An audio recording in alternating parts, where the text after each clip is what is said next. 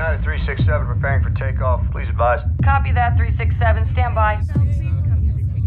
What is it?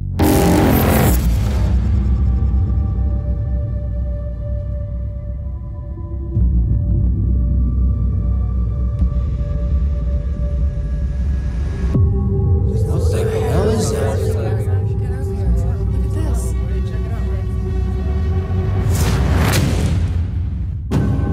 You are one of the brightest students I have ever had, and you are failing my class. Yeah, I'm watching it. I'm just letting everybody know I'm watching this UFO trailer with Gillian Anderson. Hovering above the airport. I'm going to need the footage from this entire facility. I want all those passengers in conference room A. We now believe that it was a small drone. No way. It's way bigger. When I was a kid, I saw something. These lights outside. It wasn't a drone. The guy on TV You don't automatically jump to the most extreme explanation. This isn't some textbook problem. This is more complicated than anything you've ever seen before. This terminal is crawling with federal agents. Why would they still be here if they'd figured out what it was? This is cool. The FBI is monitoring our computers. Why didn't I see this before? Think it's some sort of signal? That's binary. They're using math as a way to communicate. And if I'm right, he's coming back. All right. David Strathairn is so bad. Like a giant love him. board. Everything is riding on it. What are the most I should do movie reviews in the world? Is there a God? I could sit here and go, wow, that's cool. That's cool. That's cool. All right. The movie's called UFO with Gillian Anderson. And I'll check it out a little bit more. And there you go. So I did see everybody's tweets, and I got some email today about the movie The Endless. It's pretty good. I'm glad that you guys took the time to go and watch it, and it's pretty cool. So, okay, here we go. Tonight, Michael Lee Hill is here. Inky Crop Circles. We're going to go over all of that. Tomorrow night and Thursday, we're taking the days off, and we're going to celebrate the 4th of July with family and friends, and that butts right up to a weekend, and I just cannot believe we're going to have 5 straight days off. It's going to be pretty well spent, I might add, and with that, here we go. Enjoy the show.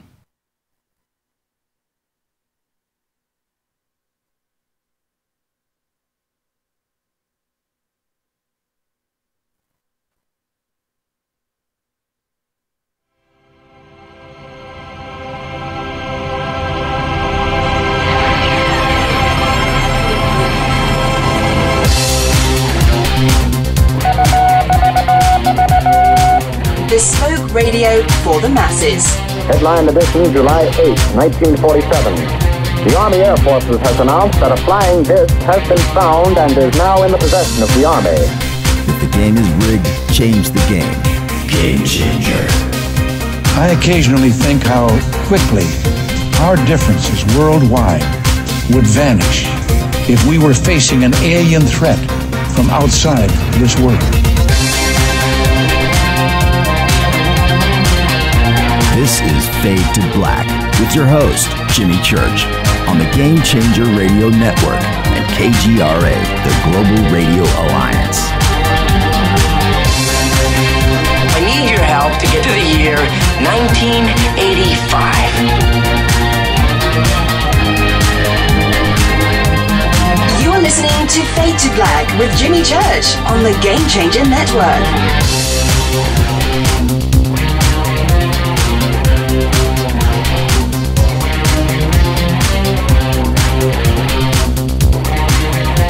Good evening, Fade to Black, Bespoke Radio for the masses. Yeah, how you doing? Today is Tuesday, July 3rd, 2018. 184 days into the new year, just 181 days left. We are live from a bunker somewhere in beautiful downtown Burbank, California. And I would like to welcome everybody listening all around the world, all across the United States. Hither and thither, to and fro, back and forth, up and down, east and west, north and south, far and near. This is Fade to Black. Now, for KJCR, the Game Changer Network, and KGRA, the Planet, I'm your host, Jimmy Church. What is cracking, everybody? How you doing? How you doing? How you doing? I'm doing pretty good because we're headed towards a really cool 5-day weekend. We've got the 4th of July. What do you call the day after the 4th of July? The day after? We have Friday off. Then we have Saturday and Sunday. Unbelievable. We have not done this. We have not done 5 days off in 5 years. Over 5 years. Probably longer than that. And I'm not joking. And I know you out there, you know, you get your vacations and you get your time off, or, you know, maybe even unemployed, right? And you get an unemployment check. Doesn't matter to me. You guys have enjoyed time off, you know, however it comes to you. We have not.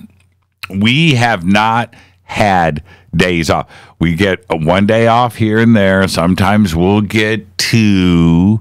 If we're really lucky, we'll hit a 3-day weekend. It's rare.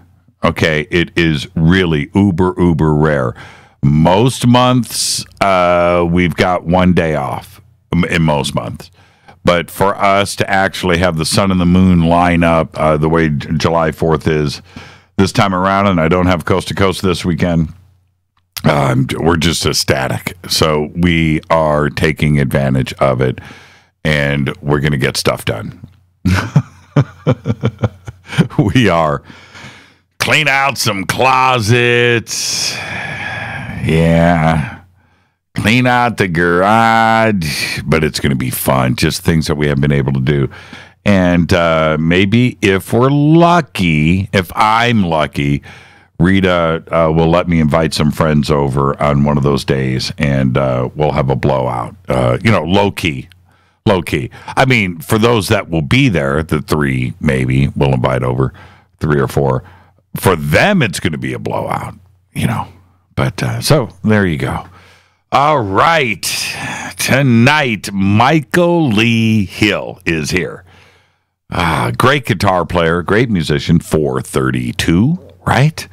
Tonight, we're going to talk about the recent Enki crop circles.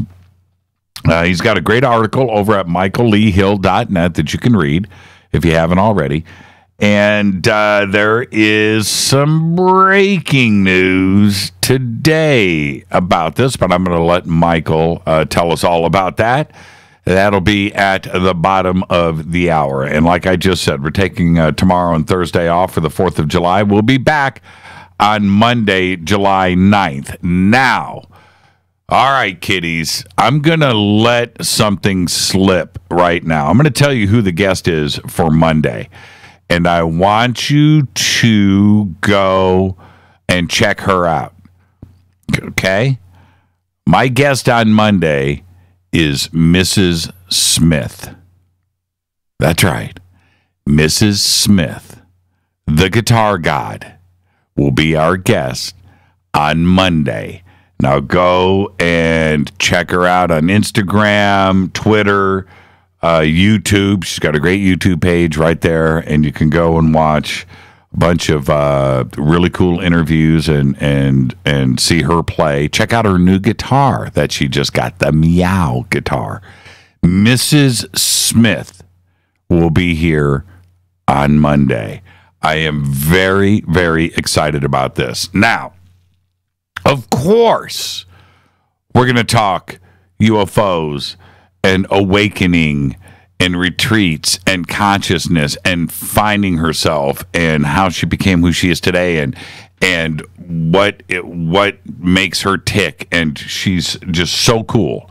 So there's all of that. We're going to do all of that. We're going to talk conspiracy. We're going to, She's got an opinion on everything, too, as well. So that's going to be on Monday. But then we're going to talk some music because she is a shredder. She plays just go and check out Mrs. Smith. That's all you've got to do. Thank you so much for tweeting that out, John. That is very cool. There she is, Mrs. Smith. Very funny, very together. Amazing player, amazing dresser, very fashion conscious, Mrs. Smith. There you go. Thank you for posting that. And so that will, you don't mean Emery Smith and drag. No, I do not. That is pretty funny. But yep, Mrs. Smith is going to be here on Monday. I can't tell you how great of a show this is going to be. All right. Let's get this cracking. Let's get this thing moving right along tonight. We've got a lot to do. Michael Lee Hill is here. I spent my day over at OnStellar once again, and I posted an article today at OnStellar, onstellar.com, OnStellar.com. Posted an article today called Rock Stars and UFOs. And it's a subject that the UFO community, I'm talking about the authors, the researchers out there, largely ignore. It's easy for me to get into the subject because I come from the music industry. I produced so many great bands, and I have so many friends in the music industry. So all of the musicians that I've had on the show, like Dizzy Reed from Guns N' Roses and Graham Bonnet, right? Tracy G was here from Dio, Doug Aldrich, and others. Okay, so if I've left some off of the list, we've done so many shows I can't remember everything. And of course, Tom DeLonge, Blink-182, of course. Can't forget about him. But it's easy for me to reach out to inquire within. There you go. It's easy for me to reach out to these musicians and talk to them about the stuff. And some want to come on the show, some don't. And I understand that. But it's easy for me to put that kind of stuff together because it's my life. It's what I've done. But it's been, just to me, largely ignored. And I posted an article today. I mentioned yesterday that I went over and hung out with Peter Tachtgren of Hypocrisy and the band Pain. And, and I talk about it enough, but, and Peter's great and he's so intelligent, but I don't think everybody quite gets what I'm talking about Peter's intelligence. And he reached out to me. Okay. So I wrote this article over at OnStellar, and you can go and check it out. Let me get it posted up here in Twitter so everybody can go and check out the article. Let's see here. Rock stars and UFOs. Okay, so here is the article. Boom, paste, done. Man, I just love Twitter. Twitter's so bleeping easy. There it is. And, I'll pop up a quick image here too as well. And I should let's do this one. We'll pop that one up there because it looks rock starish. And now, okay, so back to this. And I wrote, and not, you have to understand, it's one thing to talk about your experiences as a celebrity, as a musician, but it's a whole nother thing to put your money where your mouth is and make videos, write songs, release albums on the subject. So in this article, and you can go and peep it out for yourself, I've got links to 3 of Peter's videos that are all based on UFOs and disclosure. One by the band, his band, he's the singer and guitar player for all of these bands. Hypocrisy, the band Hypocrisy. It's got an amazing video called End of Disclosure. Go peep that out and listen to those words. In his band Pain, He did one of the most amazing videos. It's like a movie. It's called Black Knight Satellite. Check that out. And Peter as an astronaut. You have to check that out. Black Knight Satellite. And then my favorite, well, they're all great, by the way, but my favorite is Pain, the band Pain, Shut Your Mouth. And just go and check that out. It's just, you've got to, from beginning to end, you've got to watch it. Now, and he's got much more than this, but I wanted to post this up on Stellar to let our community know, with a band like Hypocrisy or Pain and, I'm using the term loosely, rock star, like Peter Tackern, who's got a reach into millions of fans around the world. And this is his message. This is his message. He wants to get the word out. So you can go and read the full article right now, and the links to 3 of his videos are at the bottom of the article. Go check it out. Go check out the videos. Post a comment. Let me know what you think, okay? All right, so that's up there. And so anyway, so my day was spent over at On Stellar and reading everybody's responses and how you guys dig this, because to me, that's what brings us together. What brings everybody, the world together, is music, right? Film, entertainment, food, right? Right? And that's this show. And Peter's doing his part with the music and the entertainment. So there you go. Go and read the article. It's right there at On Stellar. Okay, you can email throughout the show, Jimmy@jimmychurchradio.com. You can also follow me on Twitter at JChurchRadio. Everything is Jimmy Church. I know I get tired hearing it too, but that's just the way it is. At JChurchRadio on Twitter. And you can email Jimmy@jimmychurchradio.com. Don't forget to sign up for our Soul Tech Gathering up at ECETI Ranch this August 9th through the 12th. From the amount of emails that I've gotten from everybody, just in the hundreds and hundreds and hundreds about ECETI and how excited, I'm thinking to myself, we're not selling that many tickets. Okay, we've kept this to a limited, I don't know what you guys are thinking, but anyway, there's a very limited amount of tickets that are left, and just go to soultechgathering.com. You can register there, and all the information is there that you need to get all set up at ECETI Ranch.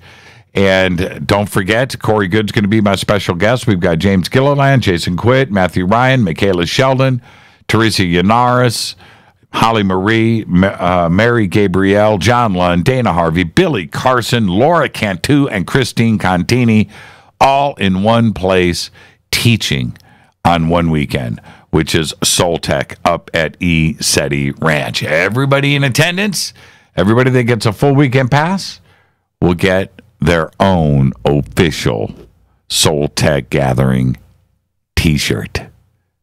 Yeah. Yep. I can't wait. We're going to take a picture of everybody all at once. Boom. All wearing their Soul Tech t-shirts. That is August 9th through the 12th. Then, a week later, August 17th through the 19th, I'm going to fly out to Loveland, Colorado via DIA. Going to go look for the secret underground facilities while I'm there, coming and going. And that's with Corey Good, David Wilcock, Emery Smith, Teresa Yanaris, Gerald O'Donnell, and Jordan Sather, with 20 other speakers and presenters. DimensionsOfDisclosure.com. Everything that you need is right there, DimensionsOfDisclosure.com. Don't forget to subscribe to our podcast. We have over 880 archive shows, custom apps, Apple, Android, all platforms, just $2 per month. Just go to jimmychurchradio.com, click on that podcast banner. Just $2 a month. That's all you got to do. And if you want to become a Fadernaut over in our membership section of the site, you may become an official Fadernaut. Go and do it. You get the bunker cam. You get commercial-free downloadable archives. And if you get the Game Changer, you get that Fade to Black gear. You get autographed hat, T-shirt, all that stuff. And you get a private email to me. And I write back, too. I'm a day behind on my Fader Night email. I got most of it today, but A couple snuck through from yesterday, so if you wrote, I'll get to it. Okay, I got 5 days off coming up in front of me where I can do whatever I want. Don't forget to visit all of our sponsors here. Life Change Tea, GetTheTea.com, or River Moon Coffee, Ancient Life Oil, Sacred Skulls, Numana Food Storage, and Bearing Optics. Let's get the show cracking. Happy birthday to today. Tom Cruise is the double nickel, 55. Yeah, I know. He's Mr. Scientology. All right, I get it. But he was great in Tropic Thunder. He was. You think about all those great Tom Cruise movies, man. And all that highlight reel. Seriously, I'm not kidding about that. And then you throw in Scientology, and it's just like, But anyway, happy birthday, Tom Cruise, 55 years old. On this day in history, OTD, 1969. Rolling Stones guitarist Brian Jones is found dead of an apparent accidental drowning on this day in 1969. Then, 2 years later, to the day, 1971, Jim Morrison dies of heart failure in a Paris bathtub. There you go. On this day in history. That's amazing. Fate or fact. All right. Here you go. You ready? I love my River Moon coffee. Fate or fact. The television was invented only 2 years after the invention of sliced bread. And that is your fate or fact. Take that to your friends. Be the smartest person in the room. The television was invented only 2 years after the invention of sliced bread. And that is this planet Earth. We've come so far, right? That's absolutely amazing. Tonight, very special guest Michael Lee Hill is here. We're going to talk about the recent Enki crop circles. We've got breaking news. Breaking Enki crop circle news, I should say. That I'll let Michael tell you all about here in a few short minutes. And then we're taking tomorrow, Wednesday, and Thursday off for the 4th of July. We'll be back on Monday, July 9th, and our guest will be Mrs. Smith. Now, all right. The last couple of days, I have a way of going into certain zones. And it's hard for me to escape out of those zones once I get into them. And it doesn't matter what it is. It could be Peru. It could be Cusco. It could be Giza. It could be Göbekli Tepe. It could be abductions. It could be time travel. Different conspiracy theories. When I go all in and I'll do weeks of research. And you can tell as you listen to this show, especially when you put a year of shows together, you can hear the ebb and flow of my mind, and you can see where I go week after week. And I get that. And what I have been doing a lot over the last year, and certainly the last month and a half, I have really, really, really been thinking, writing, reading, and researching about alien technology and us. And I have put different pieces of this puzzle together over the years because I've thought about each of these things, the different segments of that, right? And I've mentioned it. And the obvious is the obvious. So let's do a quick rundown. The obvious is the obvious. So let's put some things together here. Earth is 4.5 billion years old, allegedly. Our sun is 4.6 billion years old. The universe, we don't really know, but let's go with 15 billion years. Okay? So it took approximately 9.5 to 10 billion years for our sun and solar system to start to form. There are behind the Milky Way, behind that, now we're talking about 10 billion years of development of all of the other galaxies. And there's galaxies that formed after ours, too. Right? And so you start to think about things. It's readily apparent to me, and this is where you need to know where I'm coming from. And I want all of you, every single one of you, to think about this, to contemplate it, to ponder it, right? To postulate and put this together and move forward with your own research. But it is this, and it's significant.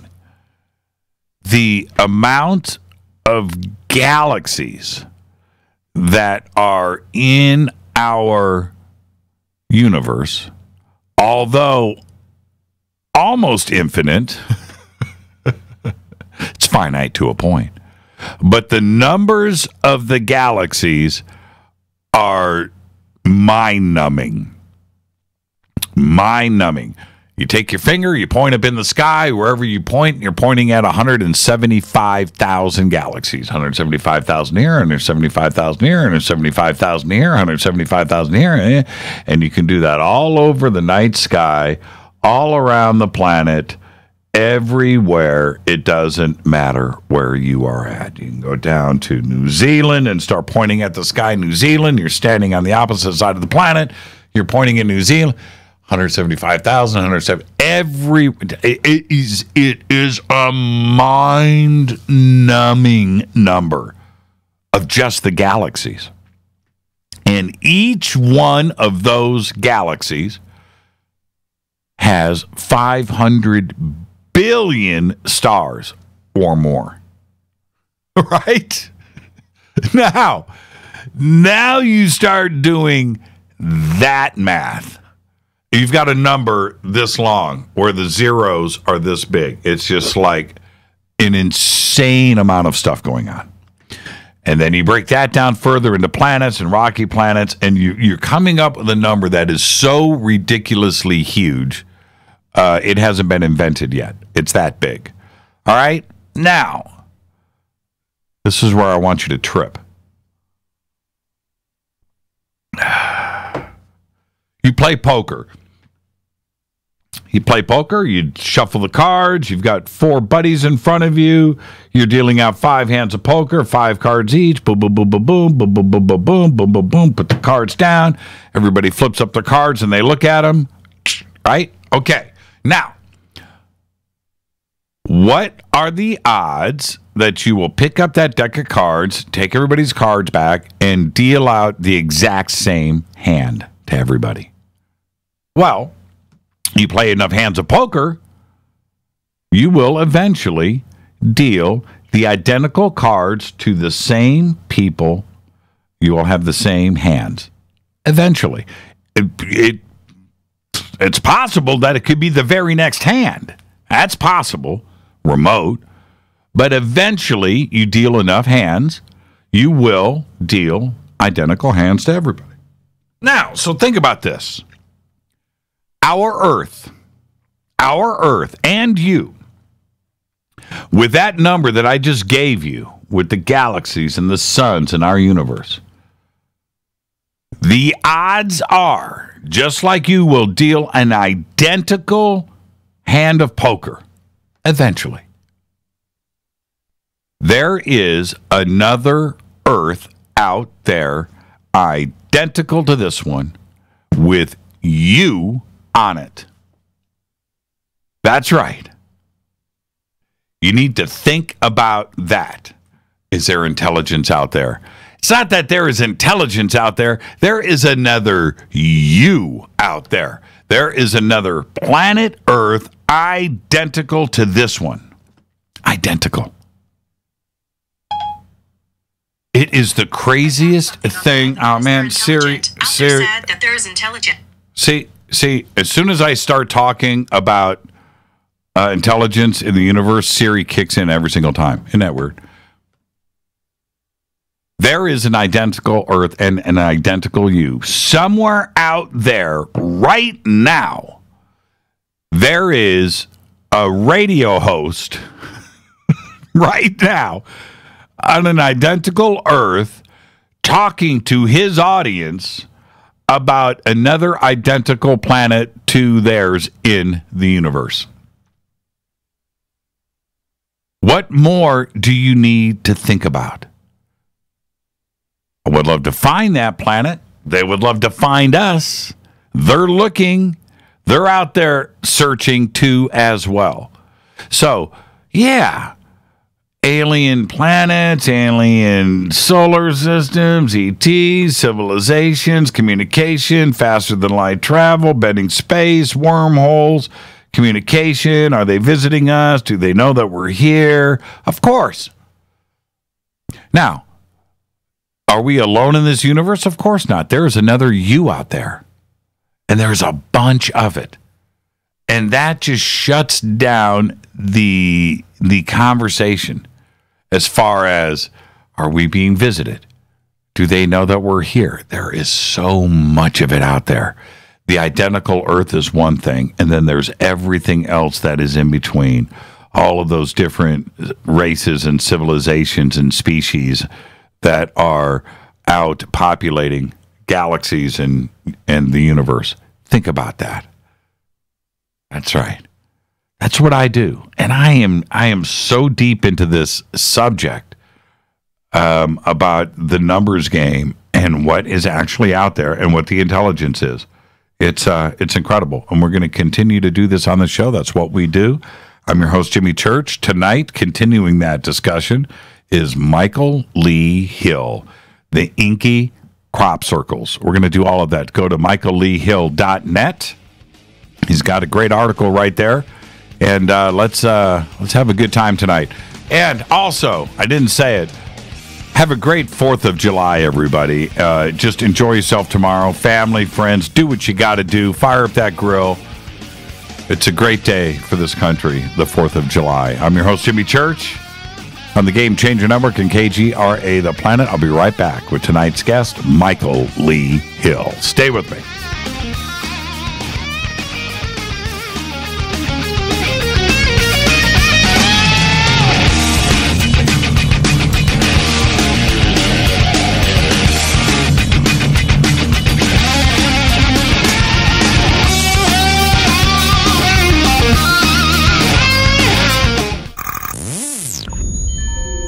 You're listening to Jimmy Church, Fade to Black.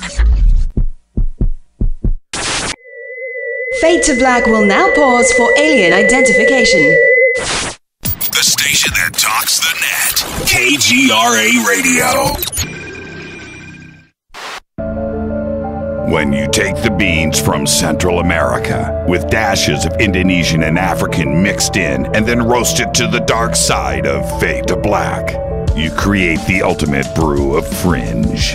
Introducing the Fade to Black blend from River Moon Coffee. Yes, River Moon's darkest customized roast was created for the love of Fade to Black.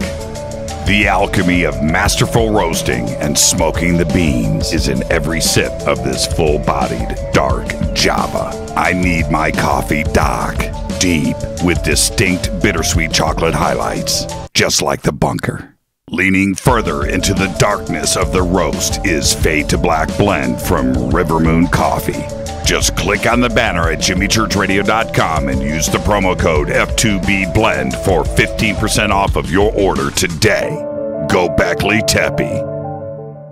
What can I say about the most popular tea on the internet? And what do customers say about Life Change Tea at GetTheTea.com? A lot. But by federal law, we at GetTheTea.com cannot make claims to how this product can enhance your health. We cannot even post our testimonies without being in compliance. So how do we get past the hump? Try our products at getthetea.com and see for yourself. You can send us a testimony, but we just can't post it. Bummer.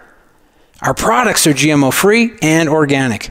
We pride ourselves in being the best we can be, and we urge you to take charge of your health. We're 11 years strong, and many of our customers have shared their successes with friends and family. Protect your colon. Log on to getthetea.com. That's getthetea.com. Getthetea.com. Getthetea.com. 9 out of 10 geneticists agree. Fade to Black is not your father's radio show on the Game Changer Radio Network and KGRA, The Planet. Win big with KGRA this summer. Tickets and hotel accommodations to the biggest conferences, autographed books and DVDs, chances to win all-inclusive conference cruises, and private dinners with your favorite KGRA hosts. Click the contest tab at kgraradio.com for your chance to win big this summer. Your contact for the best alternative talk radio on the planet. kgraradio.com. Hi, this is Rob Reiner from Anvil, and you're listening to JimmyChurchRadio.com. What's up? I'm Chris. What up? This is Kyle Massey, and you're listening to Jimmy Church Radio.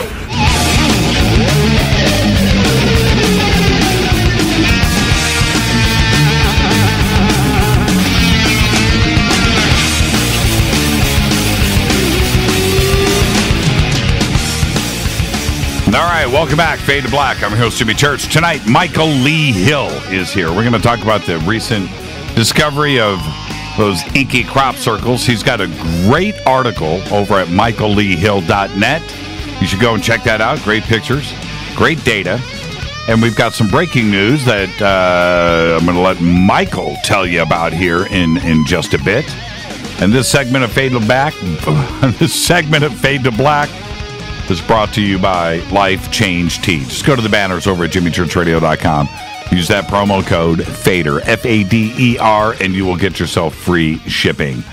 Michael Lee Hill is an award-winning musician, filmographer, and UFO experiencer. His footage of the Lake Erie UFOs is very compelling, and Michael seems to have developed an intuitive relationship with these craft. In his home state of Ohio, which I guess we can still go with home state, Michael has been cataloging video after video of UFOs over Lake Erie. The phenomena consists almost entirely of pulsating orbs of light, unusual lights, seeing changing colors, converging, separating over the lake. Stories of the unexplained phenomena date back over 150 years to the indigenous North American tribes.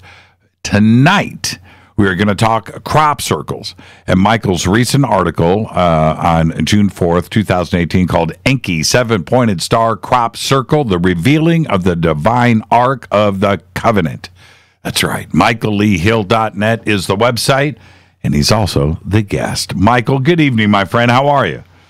I am doing fantastic. How you doing, Jimmy? Hey, I am doing great. And, in anticipation of having you on, I know that we get to talk a little music. We're going to talk some conspiracy and UFOs. And tonight we're going to do crop circles.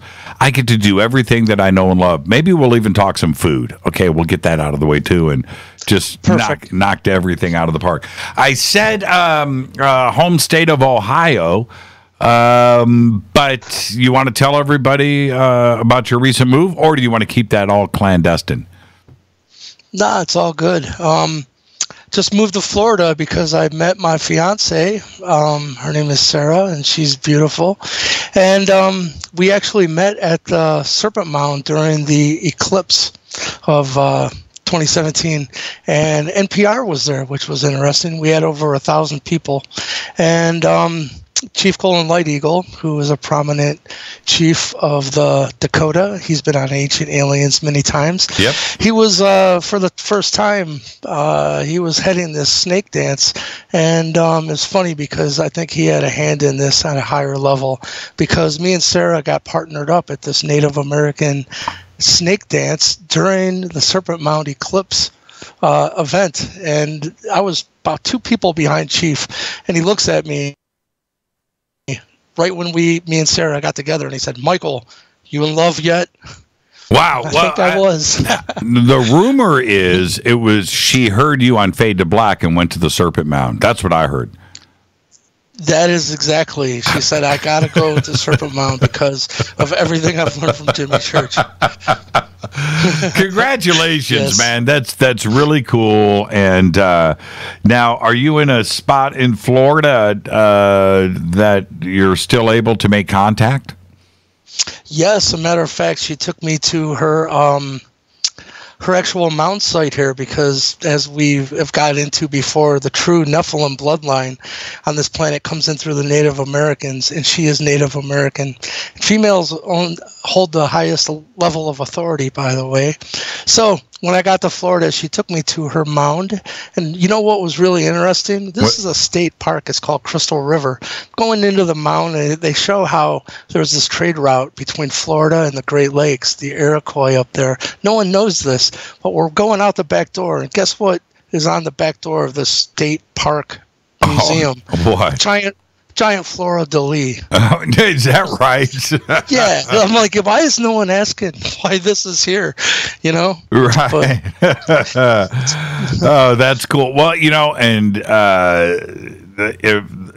Florida, because of where it is, of course, right? Let's not, we don't have to ignore that it's a beautiful state and the climate and everything else. It's been populated forever.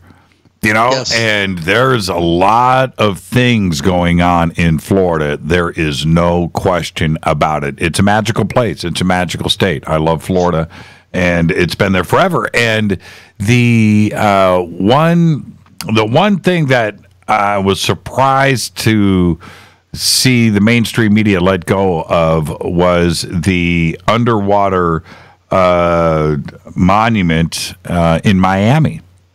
Right, that was discovered, and during that construction process, and it was there, and it was like, oh, it's 5,000 years old, it's this, and then it was in the news for a little bit, and then is completely gone away. But that's exactly what you can find in Florida. It's been populated forever. Indeed. And you know what's fantastic is I just met with Graham Hancock at the Serpent Mound, and his next book is called America Before, I believe. Right. And it's all about the reality of this unknown culture that was in North America long before Columbus ever got here. And I'm part of that bloodline, and it is the true Nephilim bloodline. So I told him, I said, Graham, you're like the cavalry showing up. Yeah, and to actually release this story. Yeah, I've talked to him about this before, all of the main players when we're talking about the big guys out there doing the research, that North America has been and continues to be the redheaded stepchild of archaeology, research, and history. Everybody acts like nothing went on here before 200 years ago, and nothing could be further from the truth. I understand, Michael, why people have a fascination with Stonehenge or the pyramids, or even Peru. But I think the dogma is Rome and Greece. Right, and then you get to Egypt. Right, that's the way that life is. China doesn't get discussed when it comes to ancient history. Japan doesn't. North America doesn't. It's strange, and I want to continue that push. There's so much to discover here, and nobody has chosen to cover it. Indeed. Well, you know what, I can wrap this up as quickly as possible, but before I came to Florida, Chief Golden Light Eagle, like I said, he is the chief of the Dakota, been on Ancient Aliens many times. He's that level of cat, He called me before I moved to Florida and told me of a previous incarnation of mine that I was known as the Peacemaker. And he said that the unknown part of the story is the Peacemaker traveled to Florida, and because man, I'm going to try to wrap this up real quick, but it's really important. The Iroquois were not always unified. Those tribes were at war for a very long time. Not only at war with one another, but they were at war internally and with themselves, like darkness had set in. And Hiawatha, which a lot of people know the name Hiawatha, but they don't know his part in this Peacemaker story. Hiawatha had united the tribes to go against this, what they perceived as the evil war chief. And because they wanted to bring a union to the Iroquois, and this one chief was not going along with the plan. But the Peacemaker story has this as a hideous war chief that wasn't going along with the plan. But truly, it was in the Native American Indian lore, she was known as White Buffalo Calf Woman, because within the Native American Indian culture, the females have the highest level of authority that there is. It wouldn't have been a male. So the Hiawatha amasses all the tribes to go and try to take her out. Didn't end well because they went with the arrow. And so when Hiawatha and the rest went back with their tails between their legs because they got their butts kicked, they found out that their tribes, their villages they had left, and so Hiawatha's last child that was alive, he had already lost 3 of his children and his wife to these ongoing wars. Well, he just went mad with grief, and as it said, from the Canada side, this individual showed up, and his name was the Peacemaker, and he was part of the Huron tribe. And so as the story ends here, the Peacemaker was able to reach this war chief and make a change in polarity where everything turned into the true story of how the Iroquois are now a united confederacy. And if you ask any Iroquois, they'll tell you this story. What Chief told me was because in the Peacemaker story, it was said that this war chief went and lived apart from her people and lived in a place that was filled with alligators and snakes and swamps and spiders, and it was treacherous even to go there. Well, what happened was when all the nonsense started happening around the Great Lakes, she went to Florida. So Chief Golden Light Eagle told me, this isn't even known to the white man. I hate to say that, but it's true, that the Peacemaker, that's why it was said that this war chief was living in a very far away land filled with alligators and swamps and spiders. So he told me that the Peacemaker went to, actually, this is Ea of the Anunnaki, by the way. So right, that's in between.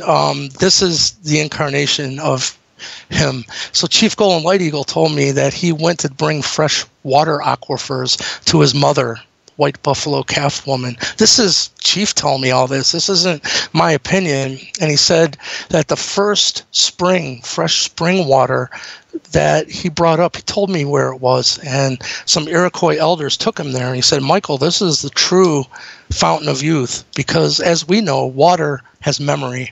But imagine water coming up from very deep in the earth. It's unprogrammed. It's unhuman touched water.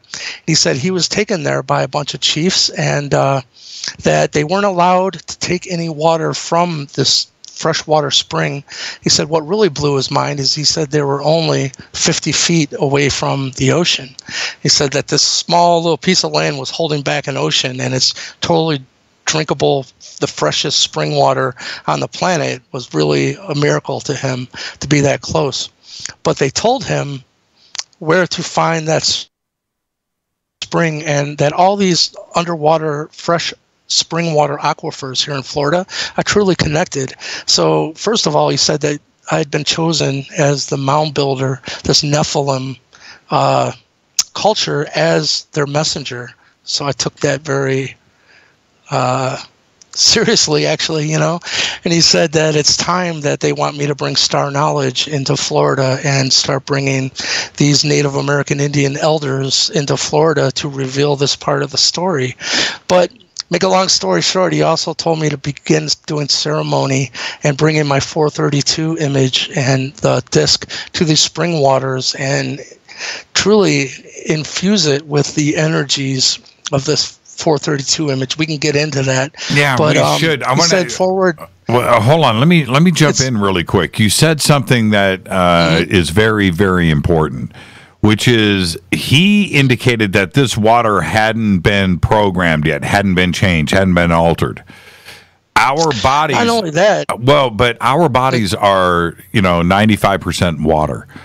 And you can affect your own body directly by the water that is inside of you in a negative or a positive way. And that's something that, we can talk about water out of the ground, but there's also the water inside us, too, that can be equally as affected. Oh, totally. Because, truly what I've been shown is this 432 image that I had these scientists image my guitar tuned properly.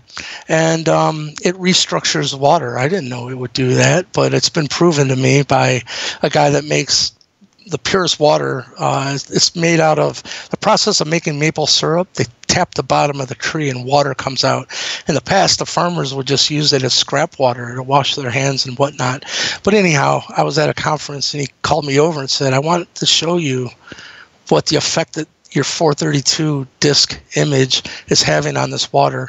And he, make it short, he proved it to us that this image was restructuring the water. He said the only thing he'd ever seen that would restructure water in the same way as putting it through very high magnetic fields. So I asked him, I said, what do you think it is, the crystal disc, the glass that I'm, if people want to see, just go to my website, michaelleehill.net, and look at these crystal discs I create. He said, no, it's actually not that. It's the image itself. There's never been a pictorial depiction of a 432 frequency in this reality ever. So to tie everything together, Chief Golden Light Eagle said he was allowed to bring his medicine, his shamanic medicine, to this fountain of youth and to bathe it in it and do a ceremony. And when he came out, that medicine would take the effects of that fountain of youth out into the real world, so to speak. So they've guided me to bring my 432 image, do the same thing. They said forward and backwards in time, that everything that contains this image will bring through the effects of this fountain of youth. Mind-blowing to me. But so I guess that's part of the reason that I'm here in Florida, and also just meeting my fiance, and we're living in 7 acres here right in the middle of this beautiful, just pristine Florida habitat, and it's all good. Yeah, and I am fully into Masaru Emoto's research into water. Yes. I mean, when the evidence is just so compelling, and you look at that, and you look at his results, which was nothing but repeatable, right? Repeatable, and you think about what that does directly to your body, to the oceans, to every, because water is life, right? I am very cautious about that now.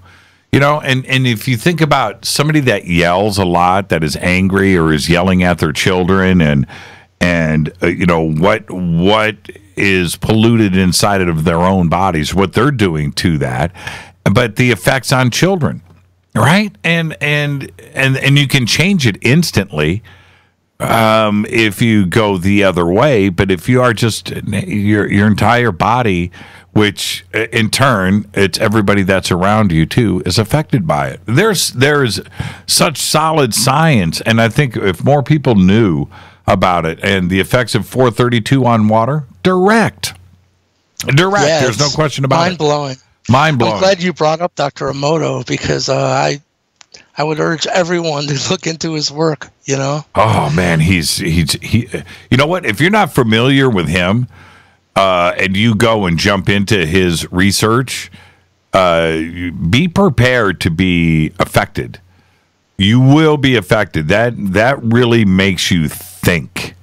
That really does. His work and his research is absolutely amazing. And see, that's what's so cool about you, Michael, and others out there, and myself included, in that it's not about tinfoil hats and UFOs, which is what I'm all about. I wear that tinfoil hat proudly, but it's knowing the other stuff out there too as well. There's so much research and things that are nuggets of information that people need to know, and that there's science backing this up. It's not just about faith. Right? It's not just about, and faith is good, but you never know who you are walking by and who is possessing this knowledge and where it comes from. And that's one thing about you that I respect a lot. The research there. Oh, thank you, brother. Yeah, the research with you is pretty deep and strong. Now let's set up. We're going to head towards a break here in a few short minutes. I've been talking about these inky crop circles. Your article is over on your website, which is michaelleehill.net. And for everybody, you can just get directly there through jimmychurchradio.com. The links are right there, or you can go to michaelleehill.net. And it's on his homepage, on the front page. Just scroll down and click on the inky article. Now, this article is, I don't know how many pages long, but it's a 2 or 3 day read. This is something that you just don't go through right away. And so we're going to get into this. But before we do, what happened today? Well, it's interesting because what we're going to get into is totally wrapped around the 432 subject and inky. And, the fact of the matter is, when I met the Anunnaki in 2008, they told me I was once known as Inky, the water bearer. And at that time, there was no Ancient Aliens on TV. I didn't know what the Anunnaki even was, so I surely didn't know what an Inky was. So, in early 2009, I met the Anunnaki in the summer of 2008 was the first meeting. Early 2009, I said, well, listen, if you are who you say you are, and I am who you say I am, encode the name Inky into a crop circle, and I can guarantee you I will take notice. I'm a student of the subject. And my first thought was, what a silly request, Big crop circle with Inky written in cursive. What's that going to prove, Mm-hmm. But my next thought was, well, you'll figure it out. Do something cool, and while you're at it, encode it with something only I would be able to decode. Kind of got cocky with it. And in 2011, there was a 2-year span of having not to lose faith, you know what I mean? But in 2011, a crop circle absolutely showed up, and it was based on a 7-pointed star, and it was encoded with the names space Inky in ASCII binary code. This is scientifically provable, but I think they'll set it up nice because that particular crop circle has been very special to me, and it led to a huge unfolding of information between them and I that's just ended. It's not even ended. It's still going on today, Well, okay, so this article was just published on June 29th, and we're going to start to go through that. And then, but today, an additional crop circle has been revealed.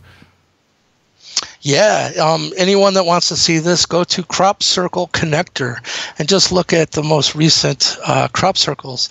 Well, today, a crop circle that is encoded with the name Inky, E-N-K-I, in an ancient alphabet. All the information is there, so I found it very interesting because, like I said, that's what started all this anyhow, was meeting the Anunnaki and them telling me that I was once known as Inky, the water bearer. And this all started on this last round of like a serious downloading of this information on June 4th. And that's when this recent 7-pointed star crop circle showed up. But I don't know, you want to stop there? Yeah, I'm at Crop Circle Connector now. Where is it here? It would be the most recent. There's a tag there for the most recent crop circles. Yeah, it's on my Facebook wall too. I just posted it, a link right to it. Okay. Let me see if I can grab that for you. Well, no, I'll do it now. Don't even worry about it. So, Cool. What city was this in? It was in Wiltshire, and that's what we can get into, because one thing that they made me realize, first of all, with the inky crop circle, when I asked them to encode it with something only I would be able to decode, because of the importance of that crop circle, I started making these crystal discs that I make with that image of the inky 2011 7-pointed star crop circle. And but at the same time, I had been starting to study the scientific path of, it's called cymatics, and what it is it started off with a big plate of sand, and you take a bow, and you could, it was tuned to a specific frequency. You'd watch the sand dance, and it wasn't random. Every time you hit a specific frequency, specific geometry was formed. Well, that is now evolved to where they have a big vat of water again, right, and a really high-tech camera that's recording what's going on the surface of that water. And what you find out is, we can get into the 432 subject because it's the key to unlocking all of this. But, just because you have an A note tuned properly on your piano, the middle A note, there's still a lower A note. It's called an octave. I know you know this. Okay. But then a lower octave as you go down the keyboard. Well, it was Pythagoras that gave us our system of music, and it's really simple. It's just you divide by 2. So 432 divided by 2 is 216. 216 divided by 2 is 108. 108 is interesting because the Tibetan monks have 108 prayer beads on their, prayer bracelets. But then it's 54 and it's 27. So what I want to share with you is when you take a 27 hertz frequency, which is actually 4 octaves below 432, pump it through one of these cymatic scientific devices that is truly making the invisible visible. And type in cymatics and TED Talk, and you'll find the group of scientists I studied to image my guitar. They have a TED Talk where they're showing the importance of this new technology. But when you put a 27 hertz pulse through a cymoscope, this technology, you get a perfect 7-pointed star. So anytime that you're getting a 7-pointed star in a crop circle, that is absolutely, it's connected to the 432 subject at the deepest level. Well, let's take a break right here. Let's do that. This new crop circle, that's unbelievably cool. Totally different too, as well. Totally different. It's not what I expected. And it's the letter Q, too, as well. It's kind of weird. All right, we'll be talking about all of this, the recent inky crop circles, Michael Lee Hill. It's Fade to Black. I'm your host, Jimmy Church. More with Michael after this short break. Stay with us. Happy 4th of July, everybody.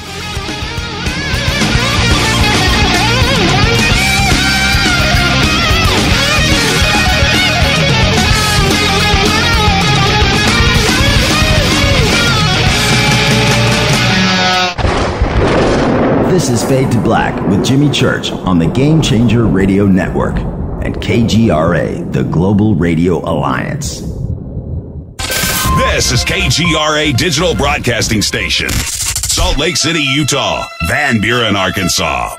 Does your basement or crawl space have a damp, musty smell? Well, watch out! That's a sign of too much moisture and not enough ventilation. And that can mean increased mold growth and the buildup of harmful toxins and gases. Don't bother with a dehumidifier. It just circulates the same unhealthy air. Now there's a better way to remove these dangers and odors. It's with the computerized Wave Moisture Control Unit that reduces moisture and expels pollutants. We replaced our old dehumidifier with the Wave unit, and in only 3 weeks, our basement is dry and the musty smell is gone. Wave units require no maintenance, no buckets of water or filters, and costs only pennies a day to run. Breathe better, live healthier with an affordable, no-maintenance Wave unit. Call 888-717-WAVE, 888-717-WAVE, or visit dryhealthyhome.com. Dryhealthyhome.com. Ride the wave. Wave Home Solutions for a healthy, comfortable home. Hello, I'm Katie, and you're listening to my main man, Jimmy Church, on jimmychurchradio.com. I this is Ray Hobbs here repping the planet, and you're listening to my good friend, Jimmy Church, Fade to Black, on the Game Changer Network and the KGRA Digital Broadcast Station. This is Toby Kebbell. You're listening to JimmyChurchRadio.com. Don't hurt me, Jimmy. I'm only little. Hey, I'm Adrian Grenier. And this is Ari Gold. We're the Honey Brothers. We're of the Honey Brothers. Hey, I'm Adrian Grenier. And I'm Ari Gold. We're the Honey Brothers. And you're listening to Jimmy Church. The Revolution. Ancient Life Oil. Life-changing. The real oil. CBD is truly ancient life oil from the source. This oil has no psychoactive effect and is also legal in all 50 states. When you're healthy, you're happy. The truth about this wonderful plant is that it wants to give back to mankind life, longevity, and happiness. Ancient Life Oil are golden grade, all organic, non-GMO, and infused with high-quality liquid coconut oil. It's simple. Just go to ancientlifeoil.com today. That's ancientlifeoil.com. The best, purest, organic, and non-GMO CBD in the world. Go Beckley Tappy. The statements made regarding these products have not been evaluated by the Food and Drug Administration. These products are not intended to diagnose, treat, cure, or prevent any disease. Please consult your healthcare professional about potential interactions or other possible complications before using any product. This is Micah Hanks of the Gralien Report, and you're listening to Jimmy Church on Fade to Black, across the globe on the Game Changer Radio Network and the one and only KGRA Radio, The Planet.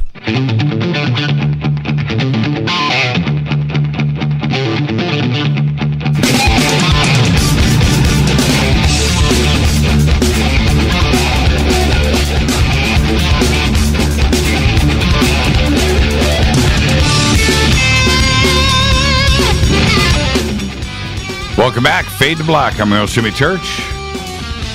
Our guest tonight, Michael Lee Hill. We're talking about the Enki crop circles, recently discovered. A new one today, by the way. This segment of Fade to Black is proudly brought to you by River Moon Coffee, makers of the Fade to Black blend. All you have to do is go to the River Moon banners over at JimmyChurchRadio.com. Use the promo code F2B blend. That's F, the number 2, B, F2B blend, and you will get 15% off of your orders. Truly the best coffee in the world. Guaranteed. All right, Michael, pretty amazing stuff here, and let's get into it. I wanted to talk a little music. I announced tonight on the show about Mrs. Smith is going to be here on Monday. And I turned you on to Miss. What do you think about Mrs. Smith? Oh, it blows my mind. You're like, this is the best guitar work. It's not even of this world, and you were right. It actually discombobulated my brain, and I had to kind of collect myself before the show. I know. Shocking to me. Now, see, you said Monday, right? Yeah, Monday. And wow. What's really cool about Mrs. Smith, because as a guitar player, you're a guitar player, I'm a guitar player, so we like, to check out other guitar players and, see where that, and that's what we do, right? That's what all musicians do it. And then you go, and your first impressions when you see Mrs. Smith, you see the picture or whatever, you're like, okay, and then it's bam. She's got chops. She's got nothing bad, but she kind of reminds me of the church lady, and you're just you're not expecting what you hear. No. It's like, oh my goodness. The church lady's a really good way to put it. Absolutely phenomenal guitar player and totally awake, consciousness driven. Everything that we talk about on this show is who she is, and so she's got that consciousness, awakened soul to her that is behind all of this. She's very funny, she's very cool, but and very talented. But there's so much to her. There's so much depth there. She's just incredible. So you got to check out the Mrs. Smith chops. Did you see her new guitar? Did you see that unveiling? No, you just turned me on to this, and I was looking down the list of videos, and I can't wait. I think that's what I'm going to be doing after the show. Yeah, the Mrs. Smith video collection is a very fun thing to go through. Pretty cool. Okay, so yeah, she'll be on Monday, and what I really appreciate is that the things that make me tick, which is music and film and comedy and guitar and food and heavy metal and jazz and just the things that make me happy. I'm able to discuss all of these things and have fun with it on this show. And I think that's important because, first off, it's who I am.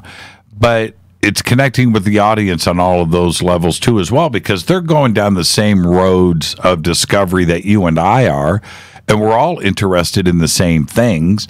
And if we can unite underneath that and just find out, hey, we're not all that strange. Actually, we all like the same things, and that's what makes the world go around. And you are an exact reason why I do this show, because you have all of those experiences that we're all interested in, but you're also a great musician and guitar player, and that for me is what drives this audience to this show. So thank you, man. Thank you, brother. That's where my head is at right now, is let's figure this out together, So I really appreciate the opportunity to share what these revelations that's coming to me, and especially with these new crop circles. What they're telling me, I'm talking about friends in high places. It's really blowing my mind. It's at the very furthest reaches of my even being able to process it. I'm at the article now. And it's a long article. Which part of the article shows I want you to tell the audience where to find them, the two recent crop circles.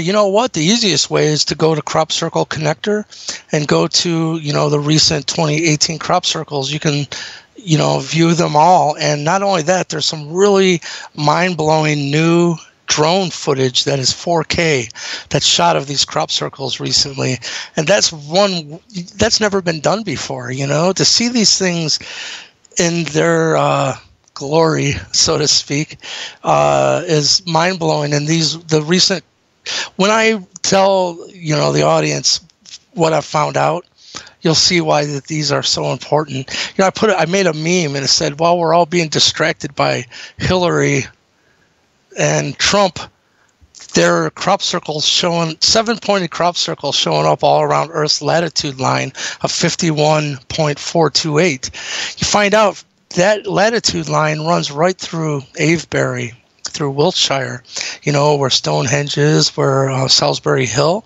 Well, let me back up just real quick, because I'll tell you, after that crop circle showed up in 2011, after I asked them to put it there. And I said I'd been starting to study cymatics. Well, I had just created one of those inky discs based on a 7-pointed star. By the way, where I'm getting this is, anyone right now, just go to your calculator, type in 360 divided by 7. You're going to find out it's 51.428. That happens to be the exact same latitude line where these crop circles are showing up through the UK. It's not accidental. They're guiding us into unlimited free energy, new technology that actually lines up with Tesla. We can get into that. But so after I make this inky crop circle, 7-pointed star, I make a whole disc set, 7 notes of the musical scale, but tuned properly. A diaspan is where your standard is, and this is A equals 432, not 440. But so I had created this whole disc set. The last disc I made was an A equals 27 hertz note cymatic image embedded into this disc. When I seen it, I was like, why does this thing look so familiar? And it was actually just evading me. I couldn't think of why. I didn't put 2 and 2 together that it was the crop circle. I sat there and I just stared at it. My mind is like, just settle down, chill out, just look at it, it'll come to you. Well, 10, 15 minutes went by, nothing came to me. So I'm like, well, maybe it'll come some other day. Right when I put the disc down, I looked at the inky crop circle. I seen the same 7-pointed star. Tears flowed. It was such serious revelation to me. But how this is all connected with this most recent rash, I've had such a hard time communicating just that fact that a 7-pointed star is related to the 432 subject. They're intertwined. And finally, on June 4th of this year, I was just becoming obsessed with it. I just wanted, I hadn't communicated this, and something was telling me it was very important. So that night, I showed a picture. I made a meme, and this is available on my, I think it's in the actual article that you're talking about from my website. And I showed the disc with that 7-pointed star being created from a 4 octaves below 432. And then I posted the picture of the inky crop circle. And I said, someone's trying to tell us something. That's when, a couple days after that, which I told my fiance, Sarah, I said, this feels so good. I finally think this is the best way to communicate, the relationship of these crop circles, the 7-pointed star to the 432 subject. But then right after that, when I posted this meme, it was June 4th. As you'll see, that's when the new 7-pointed star showed up out of nowhere. So I was blown away. I'm like, boy, if this isn't confirmation, that the same day I released this information on the 7-pointed star, this new crop circle showed up. But first of all, in my head then, one night, you can ask Sarah, I just couldn't even sleep. This voice kept telling me, you need to divide 360 by 7. Divide 360 by 7. Divide a circle by 7. And so finally, when I did, I typed in 360 divided by 7. Like I said, it's 51.428. So instantly, now mind you, that arc is forever tied to a 7-pointed star. It is the arc between the points of a 7-pointed star is precisely 51.428. So at this point, I started looking into, well, I wonder if this number is significant. First of all, what I found blew my mind is it's the actual angle of the Great Pyramid, the wall. What even gets more mind-blowing is the pyramid is actually 8-sided. A lot of people don't know that. That's right. Yeah, and you can only see the 8 sides on the spring and the fall equinoxes. So think of the engineering. Every single block was made to go from an angle. Some people have it 51.5 to 51.8. But obviously, if there's 8 sides, there's another angle involved. It's hidden that it's the 51.428 because it's intrinsically tied to the 432 subject. Which would be so I want everybody to understand, the pyramid does have 8 sides. It appears to have 4. It actually has 8, and in the middle of each side is a line perpendicular that goes down, divides that triangle into 2 more triangles at a 90-degree angle. There is a line there. Because it is indented at a slight amount that is visually imperceivable, except for 2 times a year for only a few seconds, by the way, that angle changes from 51.5 to 51.428 in the center. Yes, and it's really interesting because what I started to realize as well, that the whole building of the pyramids is built on a 7-pointed star, meaning if you take the sacred geometry of a 7-pointed star and you superimpose, the biggest pyramid, it fits perfectly into the middle bracket of that 7-pointed star. But when you flip it around upside down and you take the second smallest pyramid, it fits in it perfectly. And then the smallest point of the 7-pointed star is the smallest pyramid. Then it started really blowing my mind because I met Christopher Dunn. It was really interesting because I didn't know why he was so interested in my 432 crystal discs. He bought one for his wife, and he told me, Michael, those chambers inside the pyramid are tuned to 432. Oh, we really? know it. Wow. Right? So not only that, you find out in some of these hallways going up, there's like 27 steps. Then you go up another level and there's 54 steps. Then 108 steps. They're encoding octaves of 432 into the actual dimensions and like the blueprint of these pyramids.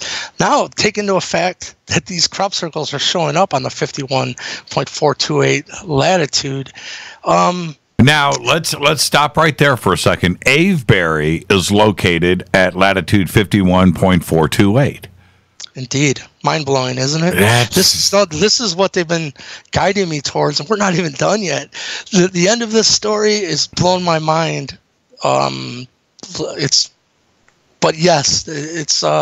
truly incredible, isn't it? Well, you have to remember, not you get it. I'm talking about the audience, that when we look at these structures that are in stone, if you want to preserve a message for as long as possible for the future, you're going to do it in stone.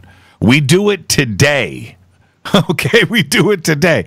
And this encoding, these messages are hidden in plain sight at different sites around the world, and you just apply a little logic to it, and the messages start to reveal themselves. And when you start to get into the coincidences of 2754, 108, or 51.428, or 432, and the inky 7-pointed star, and it's there. It's there, and you can't deny it. You just have to figure it out. What is the message? What are they trying to say to us? Yeah, what I think is going on is it's leading us into unlimited free energy. And take the fact that they know that water was brought into the pyramids from the Nile. And the idea is that with like a hydraulic system to control the in and out going down into the bottom chamber, imagine the water splashing the top of that, hitting it hard, where the whole pyramid is vibrating. And then take like Christopher Dunn's information that the chambers above it, they know they're tuned to 432, meaning, if you went through a frequency sweep, you would see at certain points there's no resonation in the chamber at all. But when you hit 432, it's so amplified, it's mind-blowing. You can find some videos on YouTube of some people chanting in the proper frequencies, and it sounds like there's an orchestra. So imagine that it's a 432 frequency accelerator like we can't even imagine. And then think of water being able to be separated into oxygen and hydrogen. Think of hydrogen bomb, right? How much energy is there? If it's reaching the keynote resonant frequency of water, which it does, like I said, even at low resonance, it's restructuring water just from the image of it alone. That's my theory right now. What they're telling me is these pyramids were machines that could actually create unlimited free energy from water by hitting the proper resonant frequency. People might, better way to think about this is like if someone taps a glass and gets that note of that glass, and then you have a singer with a really prominent voice and they hit that exact same frequency, the glass shatters. Everyone knows that. So imagine once you know the resonant frequency of water, and through nothing but frequency you can separate it into oxygen and hydrogen. You have a list here of, and I want to be clear. I want you to explain this. You say in the article, I decided to look up all the reported crop circles starting in 2009, sorted by order found, date, county, town, crop, and map coordinates. What I've uncovered has been so startling to me that I don't think I am even going any further with this line of research, because they are all around Earth's latitude line of 51.428, followed by 15 exclamation points. Now, okay, so I'm looking at this list.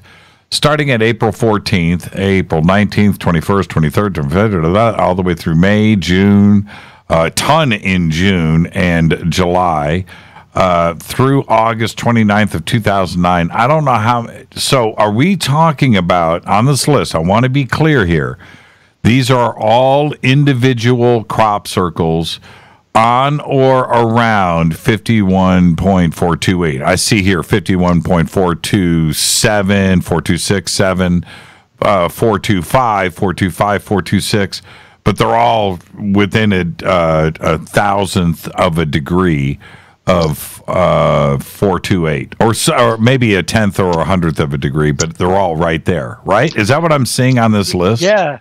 Indeed, and that's only 2009. That's why I'm like, well, there's no reason to even go on. They're all around 51.428. But how they're showing it in my mind is picture a line going around the Earth. And then if, like, I would love to see ancient aliens do this. Tell them to talk to me. Imagine every year you show that crop circle along that latitude line where it was. I think it's going to dot it like you have 93 crop circles listed here. Yeah, that's just in 2009, and they're all around that 51.428 latitude. It just blows my mind because truly, if they're pointing to the seven-pointed star and its connection to 432, unlimited free energy, and what I want to say is the crop circle that showed up on June 4th, 2018, the day that I released this information on the seven-pointed star, it had what was revealed to me. It's got 14 Mayan calendar Baktun long count symbols going around it. So what I found out was in the Mayan calendar, it ends with the 13th Baktun. And each Baktun is 144,000 days, by the way. And that they didn't have any other Baktuns because they said as the calendar works, it wouldn't make no sense because between the 13th Baktun and the 14th Baktun marks the end of the age of Pisces and our entry into the age of Aquarius. Aquarius, the guy holding buckets of water, right? Well, back in Sumeria, Enki is always depicted with either water erupting from his shoulders or he's holding buckets or pitchers of water, and he was known as the water bearer. So the age of Aquarius is the age of Enki, and all of the prophesied changes that we would see that would lead mankind into a new golden age, that's what's truly happening. And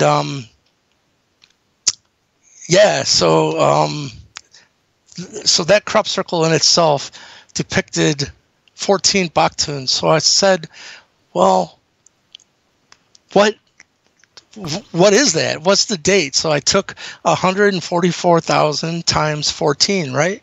You find out the first digits is 2016. That's another communication from the Anunnaki to me. They said the end of the Mayan calendar was not 2012 because you find out back in Sumeria, the human race, we came right out of the gate with full functioning culture, right?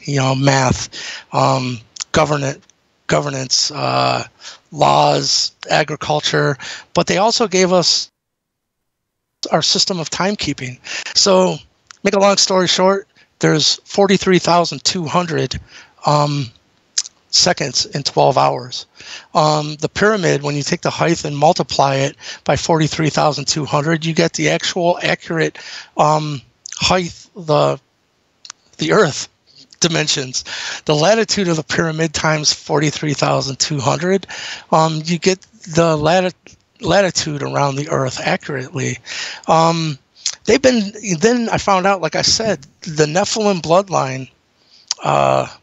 Let me get back to real quick the entry of the age of Aquarius, because all 432 based frequencies, 4 plus 3 plus 2 is 9.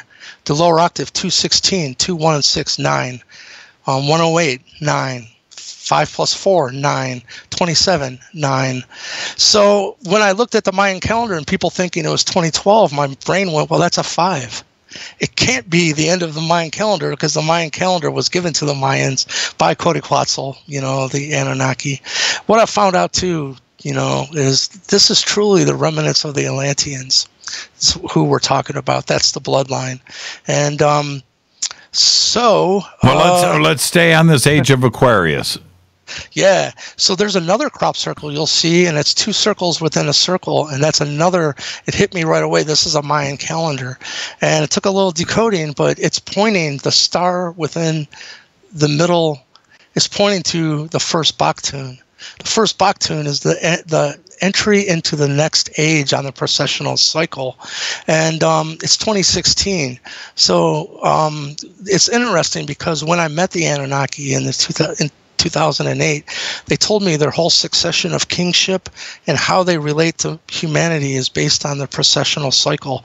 At this time, I didn't even know what a precessional cycle was, but they said the very second we enter into the age of Aquarius, that this experiment that the Anunnaki had placed on humanity to help us evolve faster by making us experience our own mental energy in an accelerated fashion, we would have either learned our lesson or we wouldn't have. And that the second we enter the age of Aquarius, that experiment is now done and over with. We are not having our mental energy reflected back to us in a magnified way anymore by Team Light and Team Dark. Right. So they said, in their own words, that we have earned the right to be treated as equals. And so truly, I think all of this is so exciting because it's truly mankind's entry into a galactic society. Well, when you look at, we've earned the right. Yeah, we got to hit a break right here, but I look at the magic that is represented in this circle with the 14 Baktuns. We're talking about a 7-pointed star laid inside, so you have 2 Baktuns in between each 2 points, and the beauty of it, the aesthetic is extraordinary. But I want to back up a second here. If this isn't something, divine or off-world that is creating it, if this is some ingenious human artist that is creating it, I can't imagine what it would take to go out into a field and lay this out geometrically and get it done.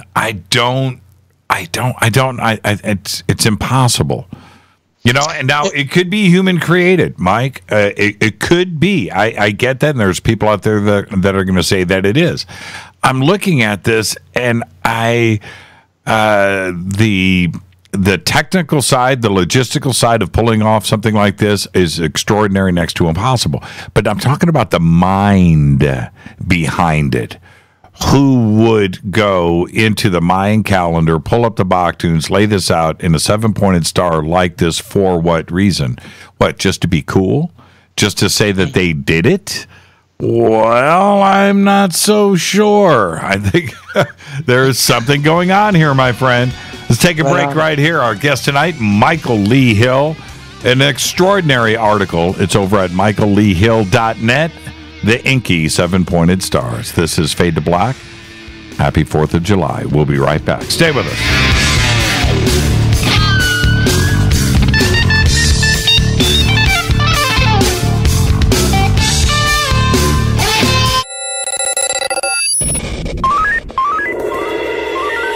Way out here, we listen to Jimmy Church.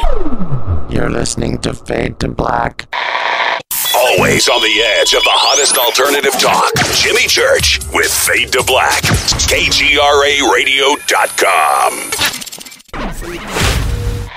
¿Qué tal, mis amigos? Yo soy Mario Carson, el tiburón, y los invito para que escuchen a mi buen amigo Jimmy Church Radio. ¡Claro que sí!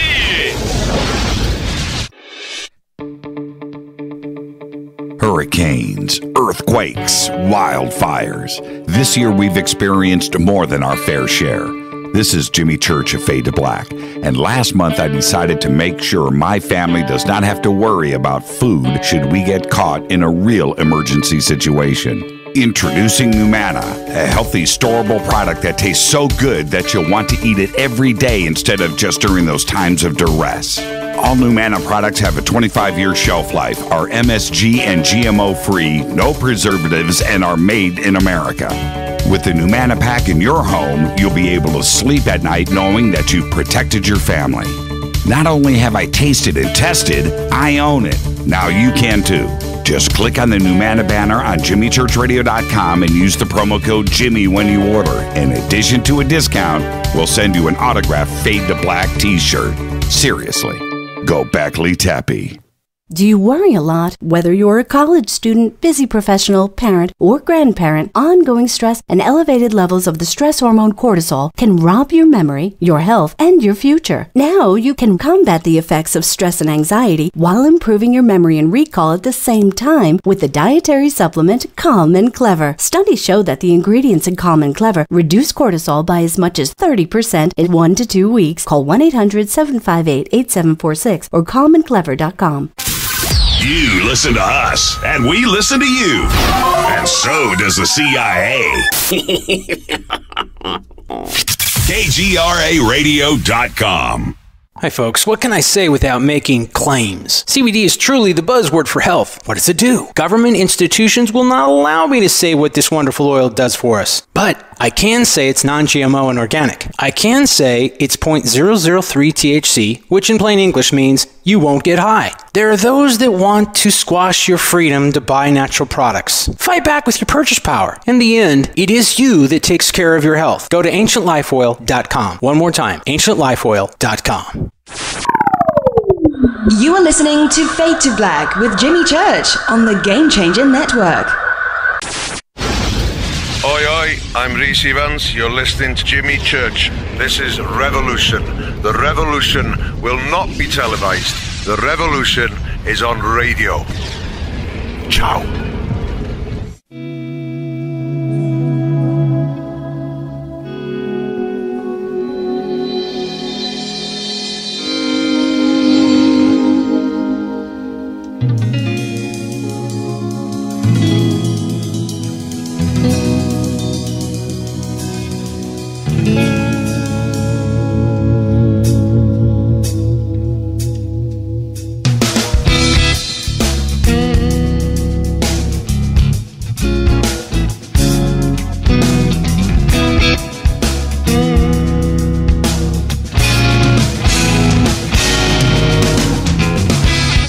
Back, Fade to Black. I'm your host, Jimmy Church. Happy 4th of July, everybody. We're taking tomorrow off. We're taking Thursday off. We're taking the weekend off. We're going to spend it with family and friends, and we hope that you do too. Be safe. This segment of Fade to Black is proudly brought to you by Numana, emergency food storage for you and your family. Very simple. Just go to the Numana banners over at JimmyChurchRadio.com. Every order over $100, and you will get an autographed Fade to Black t-shirt. Protect your family, peace of mind. Go get yourself some Numana today. Made in America, GMO free, MSG free, and it tastes great. Michael Lee Hill is the guest, and Michael, we're going through this article, and I've got to say, the way that you've laid it out, the reference material is compelling. Ultimately, as we continue through the data here, what I know you mentioned free energy, but ultimately, what is the message? Well, that gets into the most recent crop circle, and this has really been, this gets into, Bigelow. And, the secret, how about the secret Pentagon UFO program, finding out that they funded $22 million to Bigelow. And as far as I know, they've contacted me, and I'm the only experiencer that has come forward saying, yeah, they contacted me, and they know it's the Anunnaki. But this latest crop circle is what's really toasted my noodle, so to speak. And that is with the Bigelow, with the Skinwalker Ranch, they started to have what you would consider a multi-dimensional communication with this intelligence. It was John Alexander who set up for Bigelow to receive the funding and to get all the FAA pilot and ground control reports. People could type in John Alexander Skinwalker and listen to that interview. They say, have you and Robert Bigelow come to a conclusion on what the intelligence is behind the phenomenon that you're studying for the freaking Pentagon, you know? He said, yes, we have. What we've come to know is that it's more complex and multidimensional than we would have ever imagined, and that it's definitely in charge. We've come to the conclusion that we are up against the trickster. Well, again, the trickster is a Native American Indian concept. And so what I want to say is with this as well is these octaves of 432. When you start studying these mound sites all across North America, ancient, one wall will be 1,080 feet long. Another wall will be 2,160 feet long. Well, that's 216 and 108. They're encoding the actual octaves of 432 into the dimensions and layouts of these ancient mound sites. But what's really bizarre is Newark Earthworks in Ohio. If you take and just draw a straight line through the square and the circle, and then you look at what is true north, it creates an arc, right? That arc is 51.428. What I'm telling you is it's going to be proven that the same intelligence that was in Egypt that designed the pyramids was in North America a long time ago, even prior. Then you find out the first 10 commandments ever found on this planet were found in Newark, Ohio, in the ancient mound sites. This is the Sangreal, the Holy Grail bloodline, the lost tribe of Israel. And it's all going to, and I feel fortunate. I have been appointed their messenger by Chief Golden Light Eagle himself. Communicated this. Well, let's go back to the 10 Commandments and Egypt for a second, because you bring up the Ark of the Covenant in this article and 51428. Tell me what is going on here, because you state here the Ark of the Covenant is 51.428. Period. Yes. Because, what had started happening with this is, some people think it's a box, Well, a box is nice, but this is truly, if you look at what was rumored to be inside the box, it was a brand new form of energy. Right. It would bring mankind into a new age, and it would be clean, unlimited energy that was divine. And kill anybody that looked at it or came in contact with it. Yeah. I don't think that they wanted this news to get out, because truly it's interesting. Let me fast forward now, because there's a brand new crop circle. And what had happened was getting into the Bigelow, knowing it's the Anunnaki, and that type of communication, multidimensional communication, is what I'm having right now with them. And I put out the idea in my head. I seen a circle. And then imagine you just took a big red highlighter in your mind and went around the arc of the circle until you got to 51.428. And then just kick away the rest of the circle. So you only have that one arc. In my mind, something was telling me, now visualize it mirrored to itself. So it would make an eye shape, right? But it's an eye actually out of that 51.428 arc. So now you got two of them, one on top of the other. And my next thought was, oh my God, I wonder what that arc would look like as a 7-pointed star.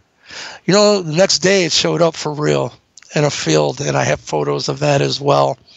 And what it's revealing to me is all sacred geometry. Like, everyone knows everything from atoms to galaxies adhere to what we call sacred geometry. And that's because, Fibonacci sequences, the golden mean, everything that we know of. Well, the beginning of that is called the seed of life. sacred geometry. And it's interesting because if you take a circle and you divide it by 7, you get 51.428. But if you take that same circle and multiply it by 7, you get the seed of life, or the origins of life pattern of sacred geometry, and it forms a flower. Yes, right in the middle of it. And what you find out is that is what it is, because first of all, our reality is formed from it. And it's what it is because it's all created by what's called Vesica Pisces, sacred geometry, which is just one circle kind of pushed into the other one to make an arc between them. And but what happens now is in that new crop circle, they're showing us a brand new seed of life. It's a 7-pointed star instead of a 6-pointed star. And instead of 7, like the seed of life that we know of is one circle and then 6 going around it. And that creates that flower. But in this one, it's still all Vesica Pisces, which is mind-blowing. But there's no circle in the middle. It's still 7 circles, but now they're forming a circle around it. Imagine that they're showing us, like, imagine a caterpillar that's going to become a butterfly. They're showing us the next phase of human evolution, and all life as we know it will be based on a 7-pointed seed of life that is still just created from Vesica Pisces. What that means in my head, I don't even know, like this is all happening in real time. And that new crop circle that encodes this Ark of the Covenant 7-pointed star just showed up about a week ago. Now, I'm looking at it here, and the arc that you're talking about, and I'm looking at these 2 circles that intersect. The arc that you're talking about is represented here with the 2 intersecting circles, correct? Yes, that's called the Vesica Pisces. So now I want to understand what you're trying to explain here. That you imagined, you dreamt this arc with a highlighter, right? The 51.428, and stopping on the circle. And then the next day, this crop circle showed up with the 2 intersecting circles representing the 51.428 highlighter arc that you had dreamt about? Yes. That's insane. Yeah. That's insane to me. So now, it is to me too, brother. Okay. So in this here that I'm looking at, the intersection of the 2 circles is at 51.28 twice, which creates, when the 2 circles overlay at those points, creates the eye that you're referencing. Yes, and to even try to wrap your head around this, all the reality that we know of, even on a cellular level, it's called the the seed of life, the origin of life, because even on a cellular level, it takes that shape and forms that flower in the middle. What they're pointing towards is like a caterpillar into a butterfly, like a whole new reality for mankind that is way more multidimensional. It's 7 points instead of 6. It's a whole new, seed of life that has never been presented to humanity before. And here it is in a crop circle. And it's because I asked them again, like I asked them to encode Inky into a crop circle.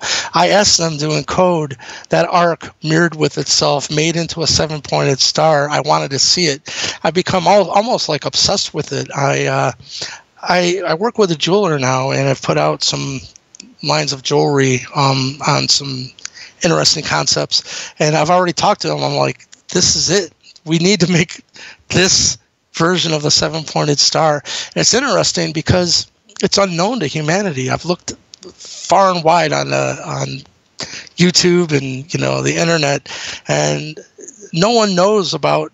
Picture this: a 7-pointed star that we know of is all straight lines, right? Right. That but this arc, this 7-pointed star, is all curves. Yeah, I'm looking at it here, and it's pretty nuts to look at. I am glad that you did the overlays and the artwork with the flower of life over the top of it, because you can see it clearly going through forming the seven-pointed star, first off, but how I want everybody to understand what Michael is explaining. The two circles intersecting with each other at the 51.428, which creates the eye. That's the basis of this. That's the basis of the flower of life.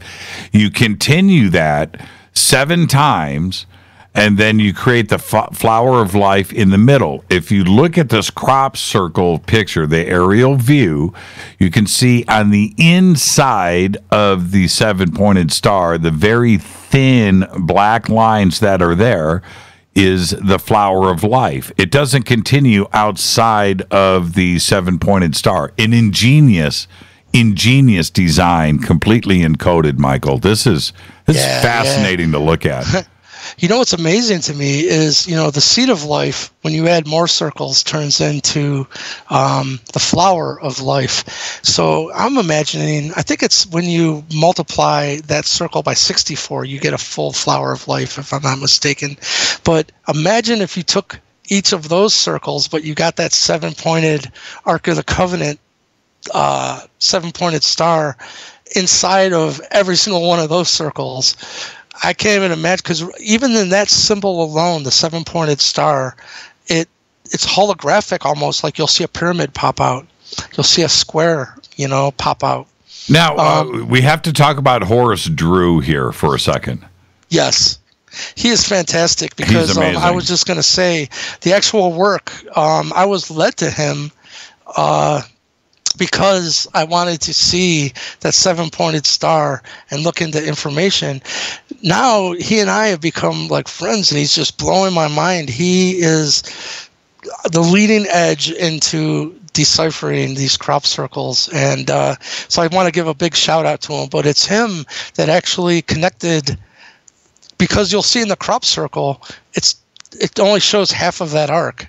Only half. And yes, which is interesting in itself. Are they communicating? Well, you're not quite there yet, but this is where it's heading. Or I was thinking, well, if that wasn't, it wouldn't look like much, to be honest with you, if it wasn't done the way it's done. And it's almost, again, like the 51.428 arc is hidden in the pyramid. It only shows itself 2 times in a year. I think this crop circle is doing the same thing. It's hiding. Like, are you paying attention? You know what I mean?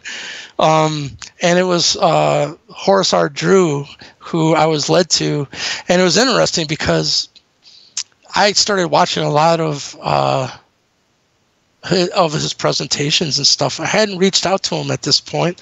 But when I posted that I was going to be on your show and we were going to be talking about the inky seven-pointed star, he commented on my post. And I was like, holy crap, there's another synchronicity, And he told me he was actually the one that decoded the 2011 inky crop circle because, like I said, it's encoded in ASCII binary code. So, yeah, everyone, I would look into Horace R. Drew. He's on Facebook, and he's the one that just decoded the new crop circle that says inky, I'm looking at it right here. It's pretty fascinating to look at. I wish I can't post these images because I can't grab them off of your website, but I'm sure one of the Fadernauts out there is getting creative and is posting these somehow. And I hope Horace doesn't mind if one of the Fadernauts starts posting these images. But and then there's, then you look at the cymatics part of it, and you see, and now I can't escape it. It's everywhere for me. I can't help but see the connection with 432 and 51.428 inside of everything now. It's really good work. Yeah, really good work, Michael. Really amazing work. Horace too as well. Right on. Like I said, let's figure this out together. It's fascinating to me. I feel like we're in some cosmic Scooby-Doo episode or something. Yeah, there's something about to break. I'm not sure what it is or how it's going to happen. I don't know how communication is going to reveal itself. In that, how would we communicate? Would you do it visually? Would you do it with sign language? Is telepathy or the communication through the mind, through atoms, through the electronic universe? Is that something that's going to reveal itself to us and communication is not going to be an issue? Or taking it beyond that, what is it that we will understand? That's, we need to understand what the message is. Is ET, Michael, it's like a simple question.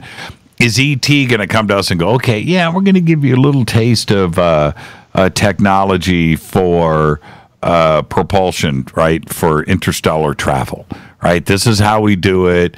You're at the level now where you can understand this type of technology. Here we go. What does ET expect in return? Right? What do they expect in return? How is that communicated? It's got to be something that's got to get communicated. How do we know that things aren't hostile, or in that, how do we not react in a hostile way? That's human nature. We shoot first and ask questions later, right? So how is this? It's got to be very gentle, no matter what it is, but I think it's about to break. Yeah, because, look at Robert Bigelow going on 60 Minutes, and he said, she's like, well, when are we going to meet these extraterrestrials? First of all, she's like, aren't you afraid that people are going to think you're crazy? He goes, no, I ain't going to change what I know at all. I've spent millions of dollars. Again, he was funded by the secret Pentagon UFO program, for one. That she said, well, when are we going to meet these extraterrestrials? When we get into outer space? He said, no. He said, they're right here. They've had an extraterrestrial presence on this planet for a very long time. They're the pyramid builders. That's really what we're getting into. What's happening is they're coming back. Try to wrap your head around that the people who actually, this intelligence that created these pyramids, we can't do it today. They're coming back. Well, we have to, I spoke about this last week, and I look at it like this. If, 5,000 years ago, 10,000 years ago, we didn't have the intelligence to understand technology. Technology understands technology. Intelligence understands intelligence. But if you've got a 1-year-old child, you cannot expose certain things to him or her because they're not going to understand it, and they are going to forget it. But what you do teach a child is the fundamentals of life: how to walk, how to tie your shoes, how to eat, right? And they remember that. Later, it's forgotten. They don't remember how you taught them, but now it's the fundamentals of life. 5,000 years ago, 10,000 years ago, E.T. showing up here when we are in a possible Stone Age situation where we are taught certain things, agriculture, right? Maybe domesticating animals, how to quarry rock, how to smelt iron or whatever. Those things, and copper, fire, the wheel, mathematics, basic things, and then boom, they go and let us grow up. They're not now today, or 1,000 years ago or 500 years ago, them exposing themselves to us in a very direct fashion like they probably did so long ago. We now are more intelligent, and we understand the stars, and we're learning the solar system and the universe and what makes things tick, and atoms and nuclear and electricity. We're finding those now. If ET showed up when we couldn't handle it, we would ask questions, because intelligence understands and recognizes other intelligence. That's why they're coming back, because now we can handle it. Now we're at an intelligence level where we can figure things out and not freak out. That's my take on it. I really believe that is what is going on. Stone Age Man was taught, then it was all forgotten. Who taught them? They didn't understand it was from the stars. It could have been from another land here on Earth for all that. You know what I mean?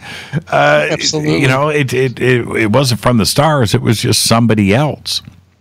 Actually, when you go back to, you know, the first real human civilization being the Sumerians, you know, they said we got this knowledge from the Anunnaki, those from the heavens who came, you know, to Earth.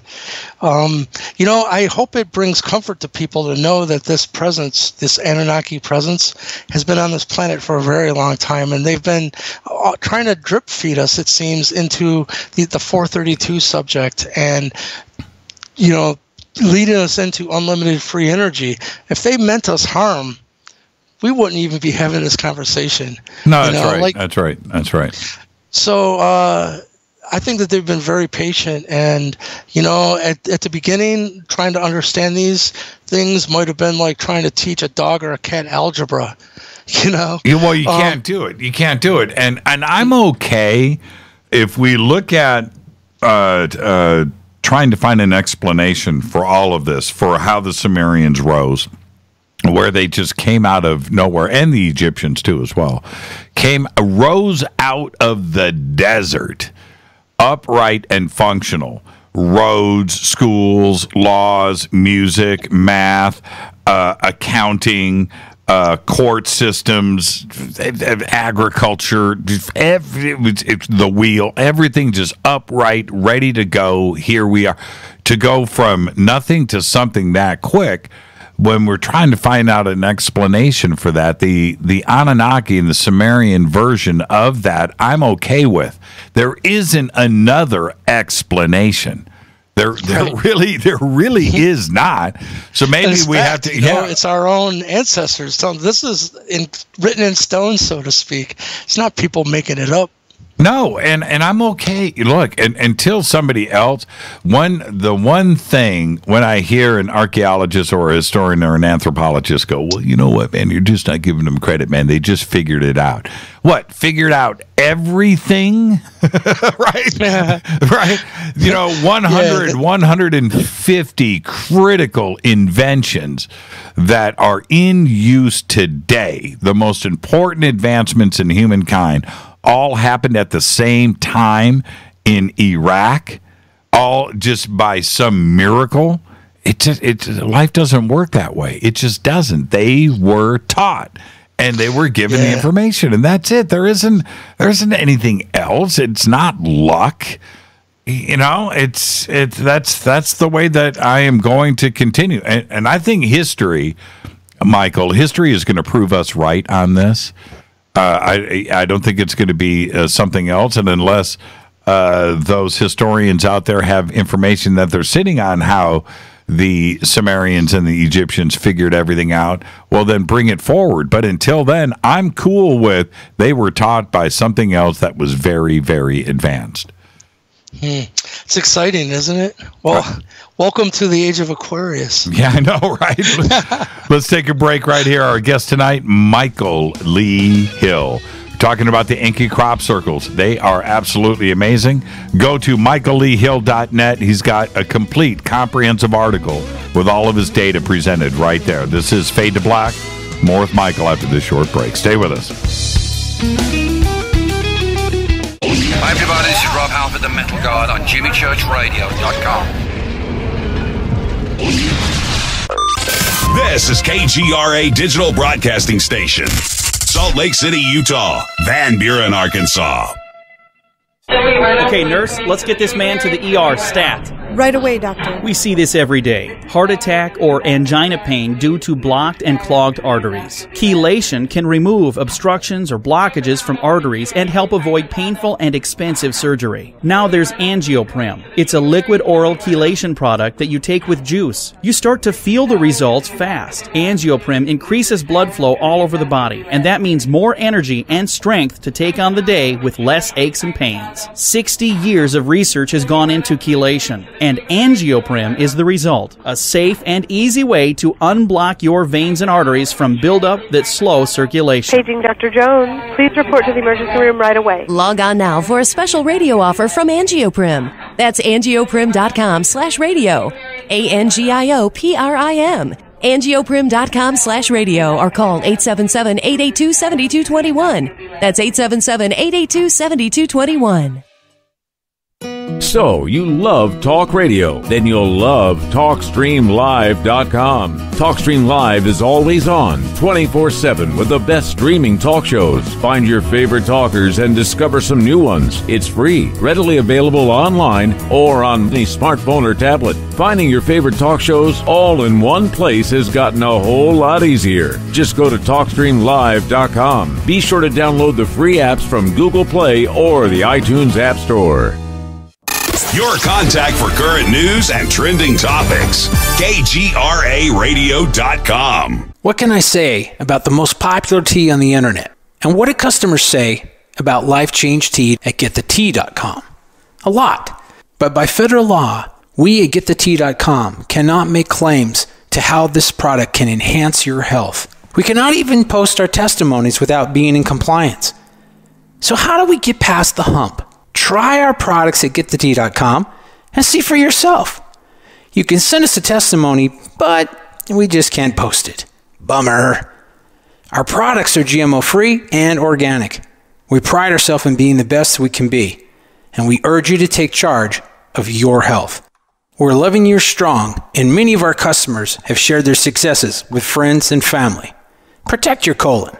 Log on to GetTheTea.com. That's GetTheTea.com. GetTheTea.com. GetTheTea.com. Did you know that when you're on the road with limited data or Wi-Fi available, you can still listen to every minute of Fade to Black by just calling 605-562-4482. No smartphone, app, or internet needed. It saves your data plan and no extra cost if you have unlimited minutes. Just call 605-562-4482. You can listen to me, Jimmy Church, on any phone, anytime, anywhere. Go Beckley Tappy.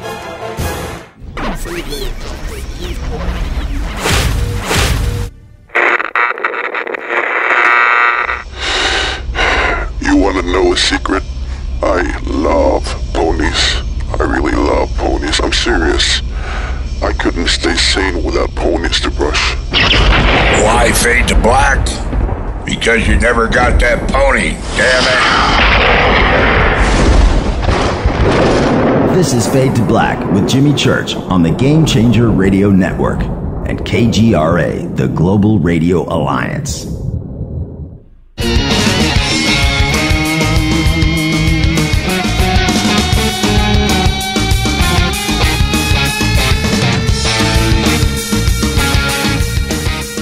All right, welcome back. Fade to Black. I'm your host, Jimmy Church. Happy 4th of July, everybody.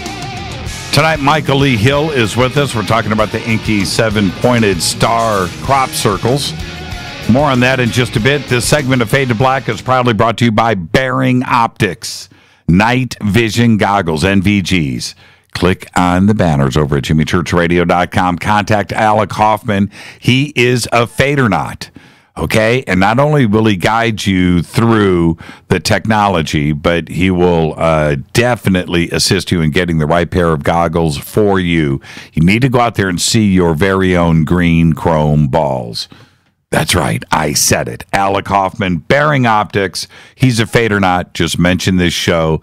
You will get not only an amazing discount, but the best pair of night vision goggles that you can get anywhere on planet Earth. Let's get back to Michael. Michael, okay, now, this is where I want to get a little bit deep for everybody so they understand. Why is the 7-pointed star inkies? And you've explained, no, I'm sorry, you've said that it is binary ASCII encrypted, and you've decoded it. So let's go through that process. I've got the image here. It's amazing. Tell me how you figured this out. At the end of every point of the 7-pointed star in the 2011 Italian crop circle, and anyone that wants to see this, just go to YouTube and type in inky crop circle, and this info will come up. At the end of every 7-pointed star, there's a row of circles, and some of them are shaded in, some of them aren't. It's actually ASCII binary code, and you'll find that in 1968, March 11th, I can remember that because it's my birthday. That's funny. But it was made, ASCII binary is the preferred method of communication from anything dealing with technology and science, made law by our government. So it's, Carl Sagan put out that image. I'm sure you know about the crop circle where he had a reply and the things had been changed in it. That's right. It was ASCII binary code, and they told them how to decode it anyhow. So anyhow, that crop circle is decoded in EA space Inky. But what's really interesting, every point of that star, it looks like little star constellations. It's like 3, the next one is 3, 4, 4, 4, 4, 5. I wasn't even counting, but once you count them, if you type that in, it's actually a gene in our DNA that handles outside stressors like solar radiation. That's pretty amazing in itself. Okay, so no one really knows that. Okay, so there's 1, 2, 3, 4, 5, 6, 7 lines. It's an Inky 7-pointed star. In between each one of the points is a line of circles, and very ingeniously done, by the way, how this is laid out. And clearly, this is code because you can see that each one of them is slightly different. It's not artistic. There is a message here. And you've got this here. This is the Italy Inky EA2 2011 crop formation. Now, so as you break it down, we've got, it spells out ENKI space. Wow, that is so cool. There is an actual space. EA. Yes. Which it's like the actual crop circle artist for the first time left their signature,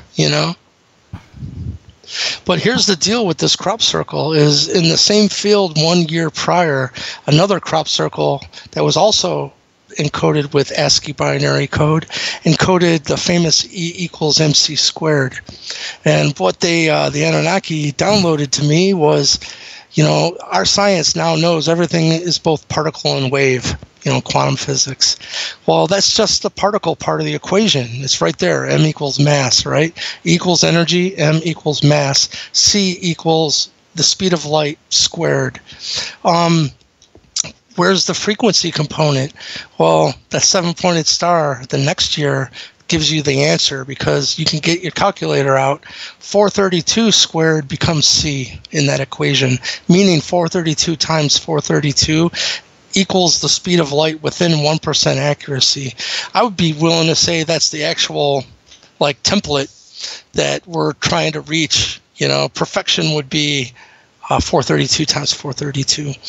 But so all of a sudden then the message is 432 based frequencies becomes C, the speed of light squared times mass equals energy.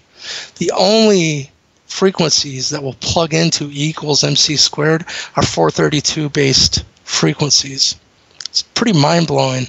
So to me, those two crop circles are one of the biggest Anunnaki communications to this planet that has even, these new ones are kind of a continuation, but those two are the real deal. Okay, And, you say something here that is, it needs to be mentioned at this point. C equals the speed of light, 432 squared equals C, Einstein's equation. So 432 base frequency squared, C squared times mass equals energy. Now, but then you continue and you say this 1/7 is connected to the 7 parts of the circle, and the links to the anointed number 6.9444 which is Bruce Cathy's reciprocal of light harmonic. How did we get this value of 6.9444? This means that the speed of light is expressed as 186,000 miles per second is really 144,000 nautical miles per grid second, or 144,000 minutes of arc per Earth grid second in the vacuum of space.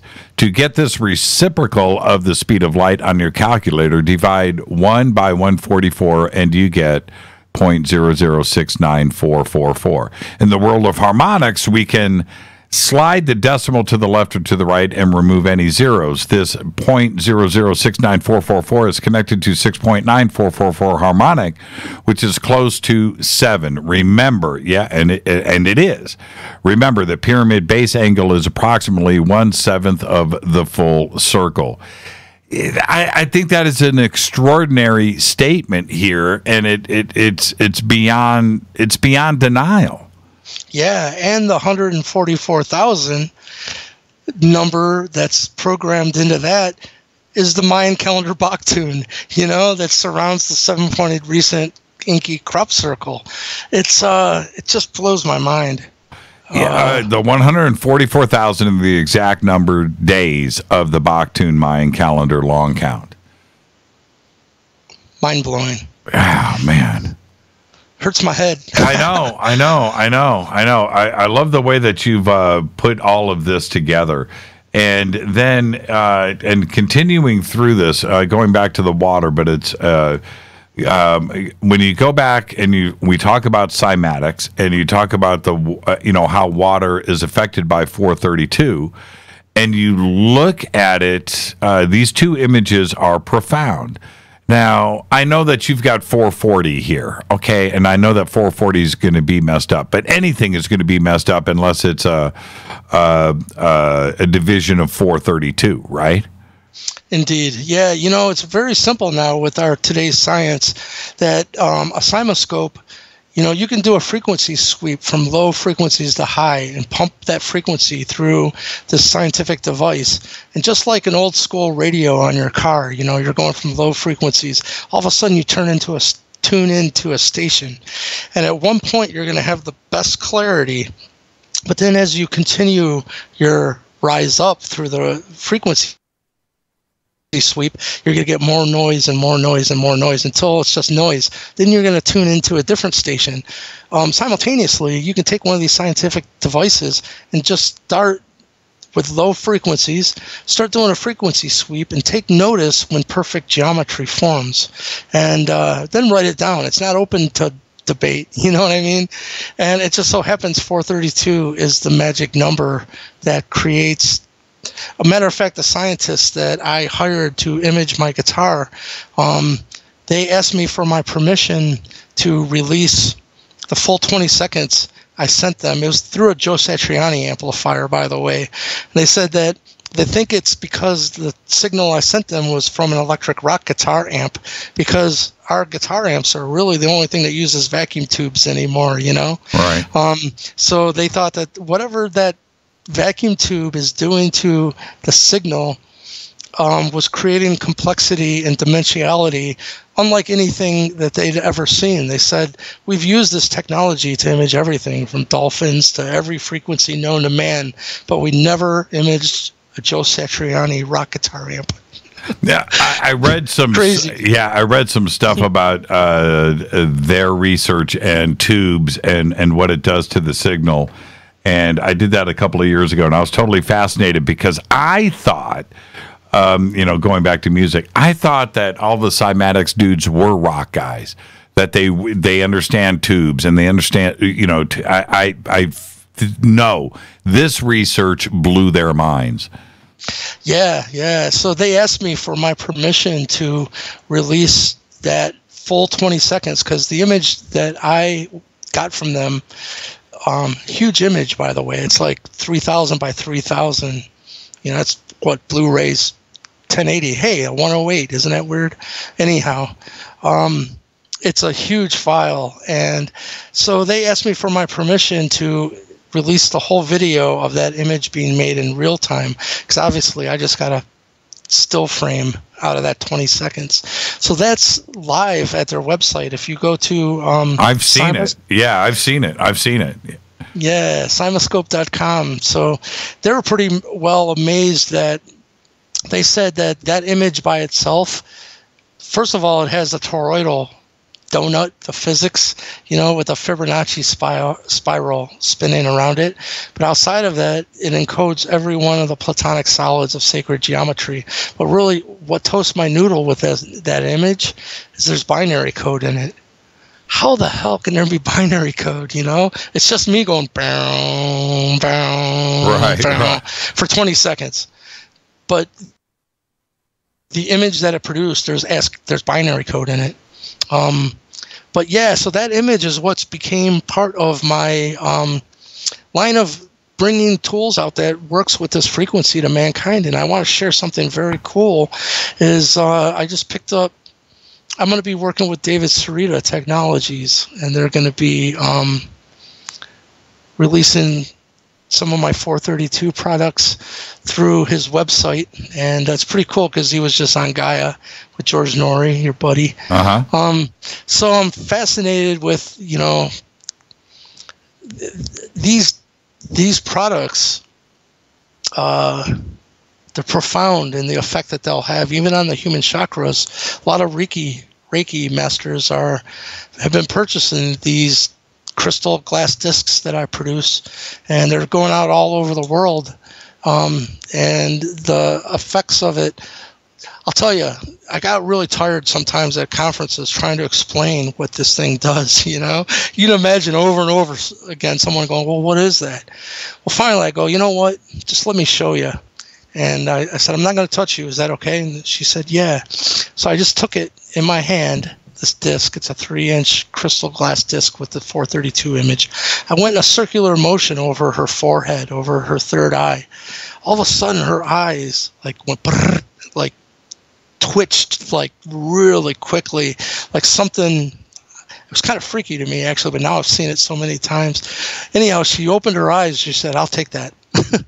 It clears out negative energy from chakra centers like nothing I've ever seen. I think it's done through water, man. I keep going back to that.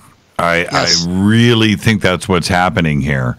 Yeah. I wanted to go back really quick when we're talking about the Anunnaki connection and the Inky circles. The Babylonian world map. Yes. Okay. I look at that now. Okay, hold on. The audience probably doesn't know what I'm talking about. What is the Babylonian world map? It sits in a museum right now. It's from Babylon, and it's a stone relief that depicts what they called the Babylonian world map. And you want to tell them what it is? Well, it's got islands represented on. It's a 7-pointed star, and it's got Babylon in the middle. It's a map. It's a circle. It's the Inky crop circles. Is what it is.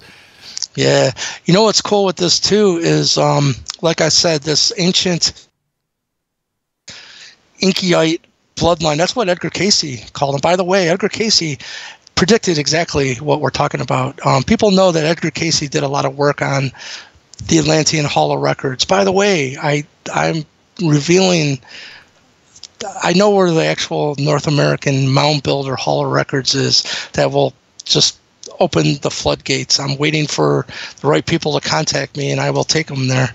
But what state is it in? It's in Eastlake, Ohio. A matter of fact, go to my blog site as well. And some of my more recent ones, I said the Nephilim homeland. I've been there. This mound site, you know how I found this out? Is I had traced the mound builders, my bloodline, to Eastlake, Ohio. And I got contacted by a guy from the Smithsonian. And he said, I like your work. Are you aware that there's still an intact ancient earthwork there in your hometown? Dude, I grew up there. You know what I mean? No one knows it's there. I said, no. what are you talking about? So he told me how to go and find it. And sure enough, there's this giant mound site that's probably bigger than any of the mounds in Ohio, Pennsylvania, or New York. And it takes over a mile to walk around it. That's how big it is. Matter of fact, if you go to my YouTube channel on it's called Frozen Hill. Look through my videos. You'll see a magical mystery tour of this unreleased mound site.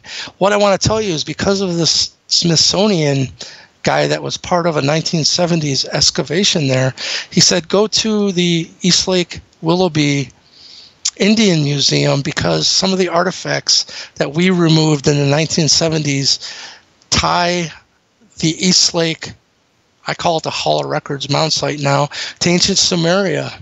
And it's the first depiction of the morning star. And that's like the compass, you know what I mean, a 4-pointed star.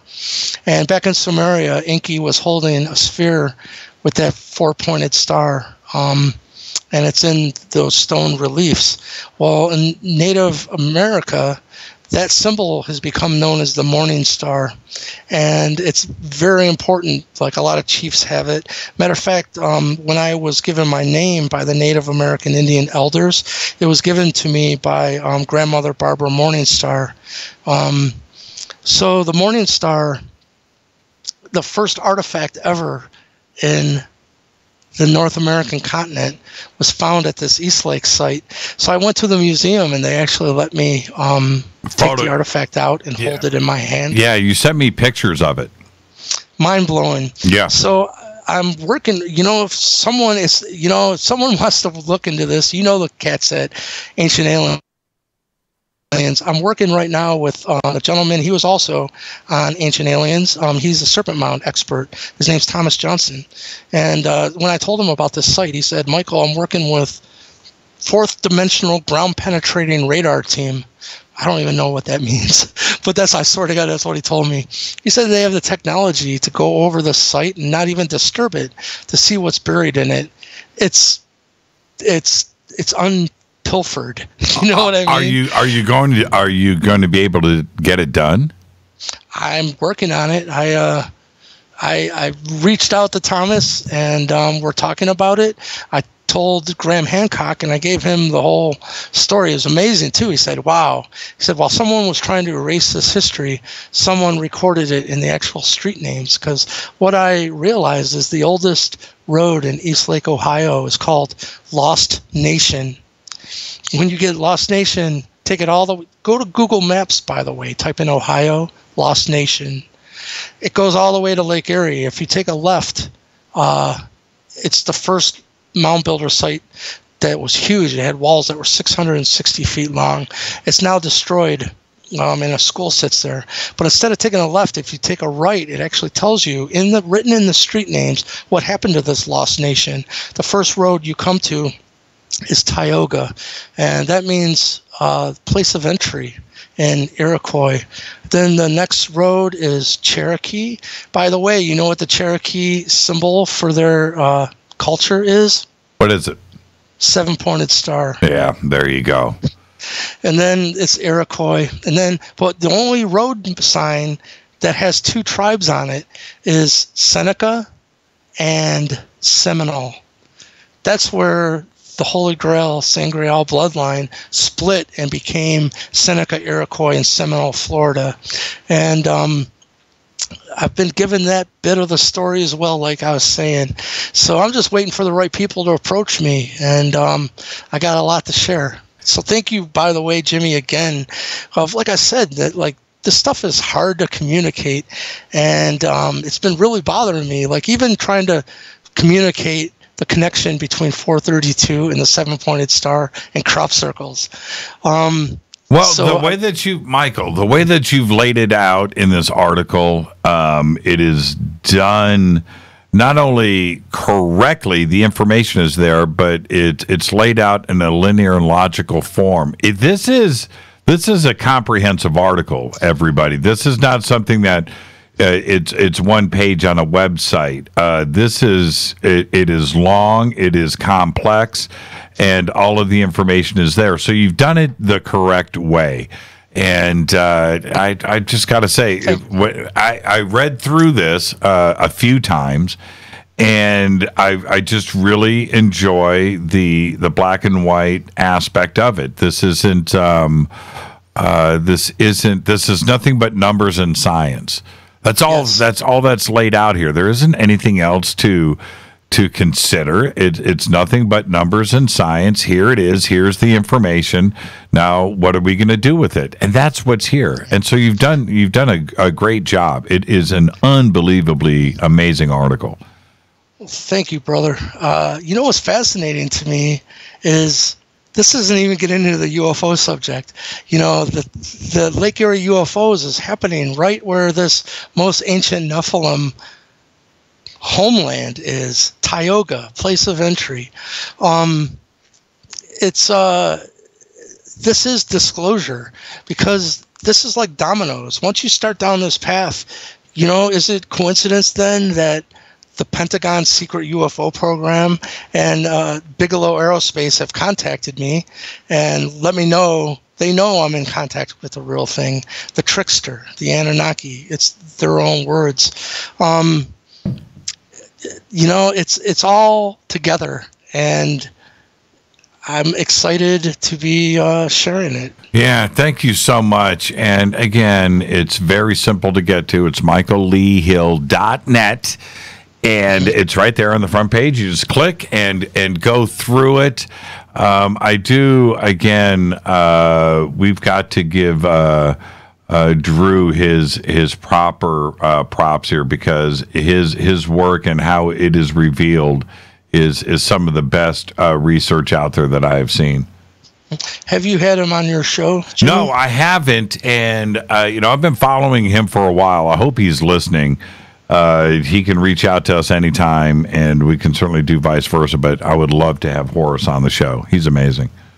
Right on. I will send him a message letting him know we gave him a shout out, and that you would like to have him on the show. I would love to tune into that. Yeah, absolutely. And what are you doing? We're about to get out of here. What are you doing for the 4th of July tomorrow? We are cooking some hot dogs on the back grill, and I feel so blessed. We have, like I said, 7 acres and a hot tub out there, and just under, the sound of being in nature like this, it blows my mind. The sound of crickets and just all the wildlife in the trees, and it's fantastic. So that's what we're doing. Hot dogs on the grill. 7 acres, hot dogs, 4th of July, hot tub. There you go. Michael, thank you so much, my friend. And I can't wait to get you back on the show. And I know that you're going to be listening on Monday. And Mrs. Smith. Thank you so much. Have a great day tomorrow with you and Sarah. You too, you and Rita. I can't wait to meet you guys in person. Yeah, can you believe we've never done that? It doesn't make sense. And I'll talk to you soon. Thank you so much, man. Right on. Peace. Peace out. Michael Lee Hill. michaelleehill.net is the website. And like I said, right there on the homepage, the article is amazing. And it's just right there. Revealing of a new Ark of the Covenant. 7-pointed star, Enki. Michael Lee Hill. I'm your host, Jimmy Church. I'm going to open up the phone lines next. It's 4th of July, and I want to hear from you. I'll be right back.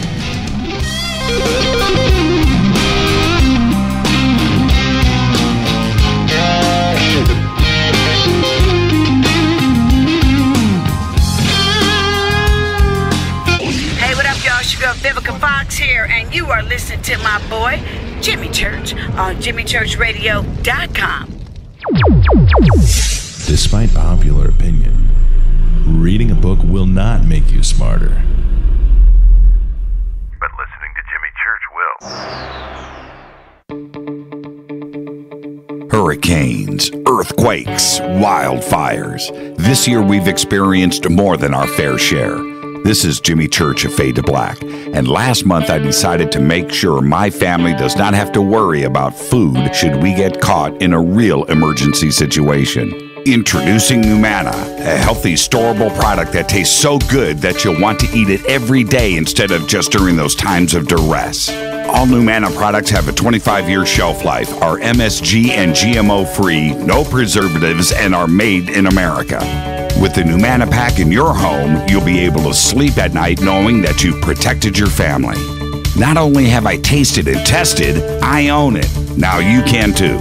Just click on the Numana banner on JimmyChurchRadio.com and use the promo code Jimmy when you order. In addition to a discount, we'll send you an autographed Fade to Black t-shirt. Seriously, go Beckley Teppy. When you take the beans from Central America with dashes of Indonesian and African mixed in and then roast it to the dark side of Fade to Black, you create the ultimate brew of fringe. Introducing the Fade to Black blend from River Moon Coffee. Yes, River Moon's darkest customized roast was created for the love of Fade to Black.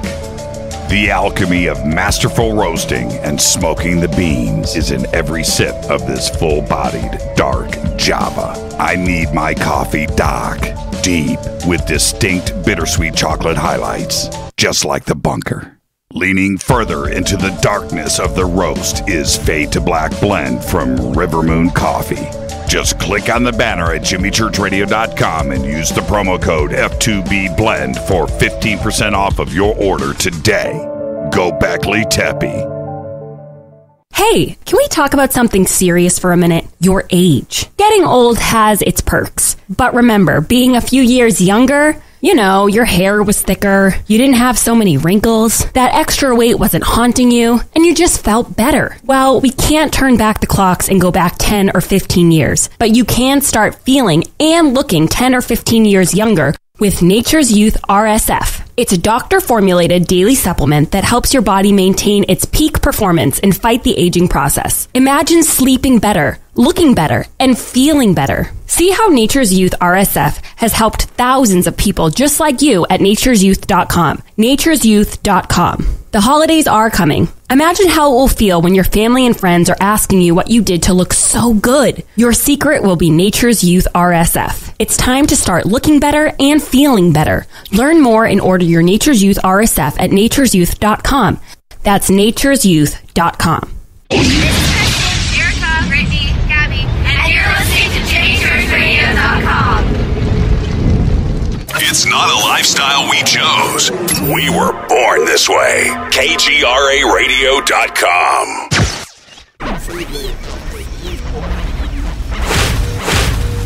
This is KJCR at JimmyChurchRadio.com.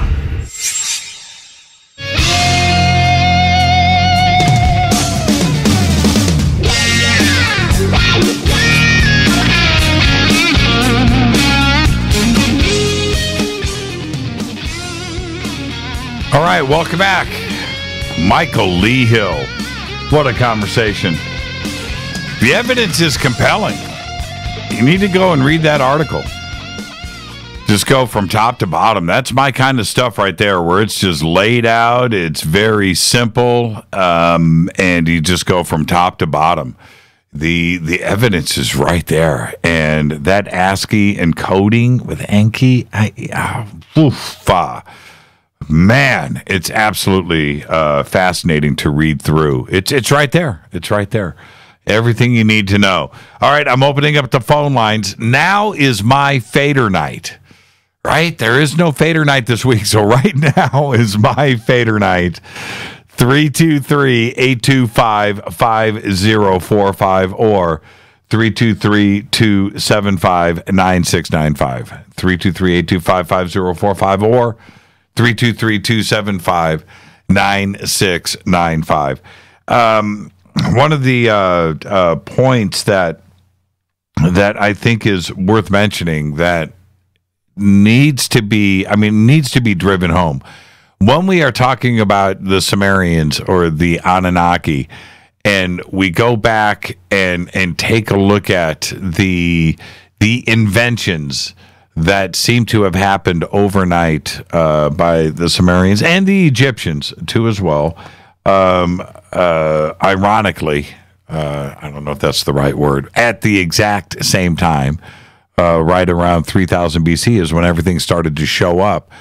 And how do we explain that away? You know, what are the answers for that?